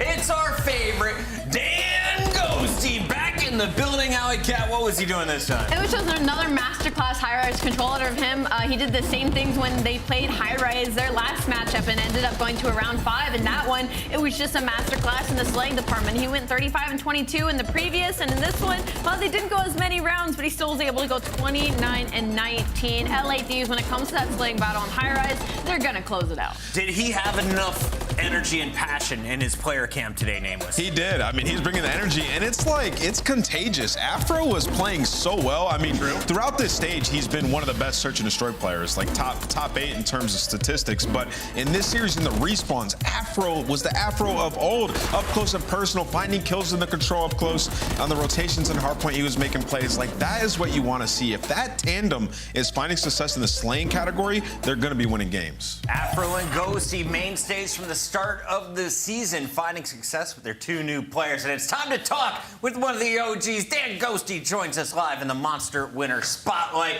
Ghosty, how did today's games feel? You guys finally got more revenge against the Gorillas, a 2-7 record now overall. Yep, I was actually bringing that up today that we were going to get Cap's trade. I know historically Cap doesn't really like beating LAG. Sorry, Cap, for the stray. But we finally got his trade. And not only that, we won 3 respawns. So that's a big deal for us. It was a big deal. Yeah, and bouncing off of that, as we're getting, I mean, we literally had the Major 2 next week. Where's LA Thieves feel the most confident right now as we head to LAN? I mean, I feel like we've just been working on like the little things, quote unquote, behind the scenes in practice. Just making sure our comms are good, making sure we fully understand each other and how we want to play the game and stuff like that. And, you know, granted, we're still a somewhat new team in comparison to a lot of these other rosters. Ghosty, you know, second year, you've been frying individually going off, but also your task was being the leader of this squad, safe to say, from what we've seen. How's that been in the development in terms of your own personal path in Call of Duty? I feel like for me, it's honestly a really good thing to have that kind of like leadership responsibility, quote unquote, just because I'm able to hard work on my comms, work on my leadership, make sure that I'm a good in-game leader and out-of-game leader as well on top of that. And it kind of just helps me, I guess, even out my abilities as a player. Yeah, I wanted to ask another follow-up. Afro's had an incredible stage, man. You know, there's a lot of people saying like he didn't have it anymore or that he wasn't going to be able to be on a top team. He's bounced back completely. What do you attribute that to? Honestly, just he's still grinding the game just as hard as he was when the first hour of the game came out. And he's just been working really hard. We spent, you know, a lot of time in VOD together, making sure that we're watching things together to make sure we're on the same page together. You know what I'm saying? Yeah, absolutely. All right, Dan, you guys are headed down to Miami. I just want to know, what does the travel schedule look like for a pro player? Are you guys currently in LA? What's this trip going to look like? All right, so for a player from LA, Tuesday is normally our fly day. I think that's probably pretty standard for most teams. We wake up super early because most of our flights are going to be to the East Coast. Most events happen there. So we've got about 5-6-ish hour flight. At 8 to 10 a.m. is normally when our flight time is. Get in around 6-ish p.m., eat some dinner, go check into the hotel, and go straight to bed. It's normally our travel day. Sounds pretty exciting. Pretty good schedule. Nice. Love to hear it. Make it a vlog one day. Thank you, Dan Ghosty, for joining us live in the Monster Winter Spotlight. Thank y'all. That is LA Thieves putting together a few wins here at our stage 2 qualifier. We now have a 6th match in the books, and the Thieves sitting at 4-2. Let's recap all of the action, though, on the day. Vegas was also in the building, and they were going up against a Surge squad that was desperate for a dub. Surge is still looking for it. Yeah, Surge is still looking for a lot of things, but on the positives for Vegas Legion right now, I think the biggest disparity maybe between them and LA Thieves, even though they're kind of at the same middle of the pack situation right now, is that Vegas Legion slaying is on top of it as soon as they spawn into the game. I feel like LA Thieves takes a little bit to warm up when it comes to some of these respawns, but when it comes to Vegas Legion, like, they hit the boots ground running. Nero's engagements are through the roof, and then today we got to see Geo and Purge put on a masterclass, and hopefully this boosts their confidence moving forward as we head into the majors. Yeah, it just feels like everybody on this Vegas team is completely bought into the system that they got going on, and it's really working. I mean, they're extremely consistent throughout all 3 game modes, and it's been like that since the start of this stage. change. It's not like they were good at hardpoint, then had to rework on search and destroy. No, they've been pretty decent, all of them. They've just been getting better as the stage has gone on. We're seeing huge individual performances out of the guys on this team, and it's leading to some good stuff. So I'm hoping they can translate it into some LAN performances. Since moving Illy out of the lineup, the Surge have been on a downward spiral. We'll see if they can start to right their wrongs in their final match of the qualifiers later this weekend.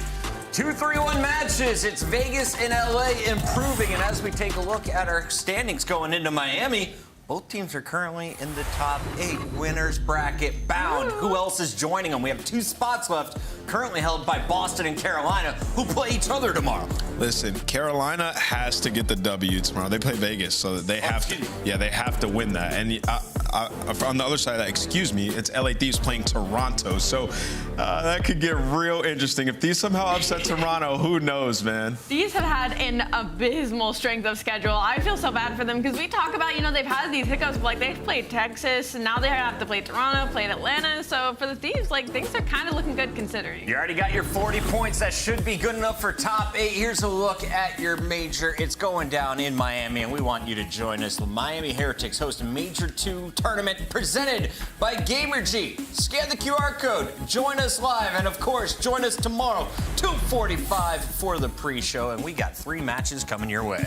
3 matches coming your way, and that is a banger matchup, LA Thieves versus Toronto Ultra, to truly see how they can play against some of the top teams, but also Minnesota Rocker possibly making a case for that tie to get into top 8. Does Vegas take it easy on Carolina, knowing they already got their 4 dubs? No, they want to get like a top 5 seed. That's a huge game. If Carolina don't win that, they likely end up in losers. It all goes down 3 o'clock Eastern, 12 o'clock on the West Coast. We'll see you all then.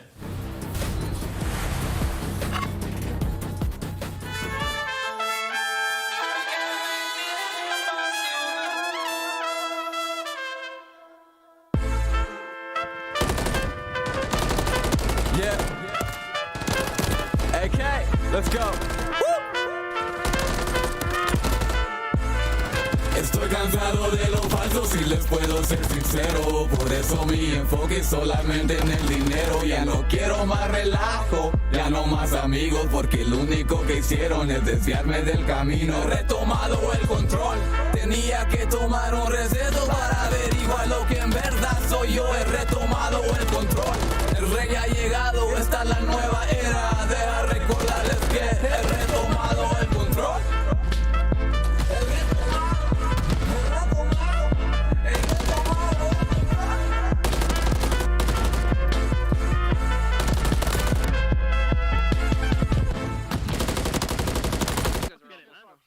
Good job, man.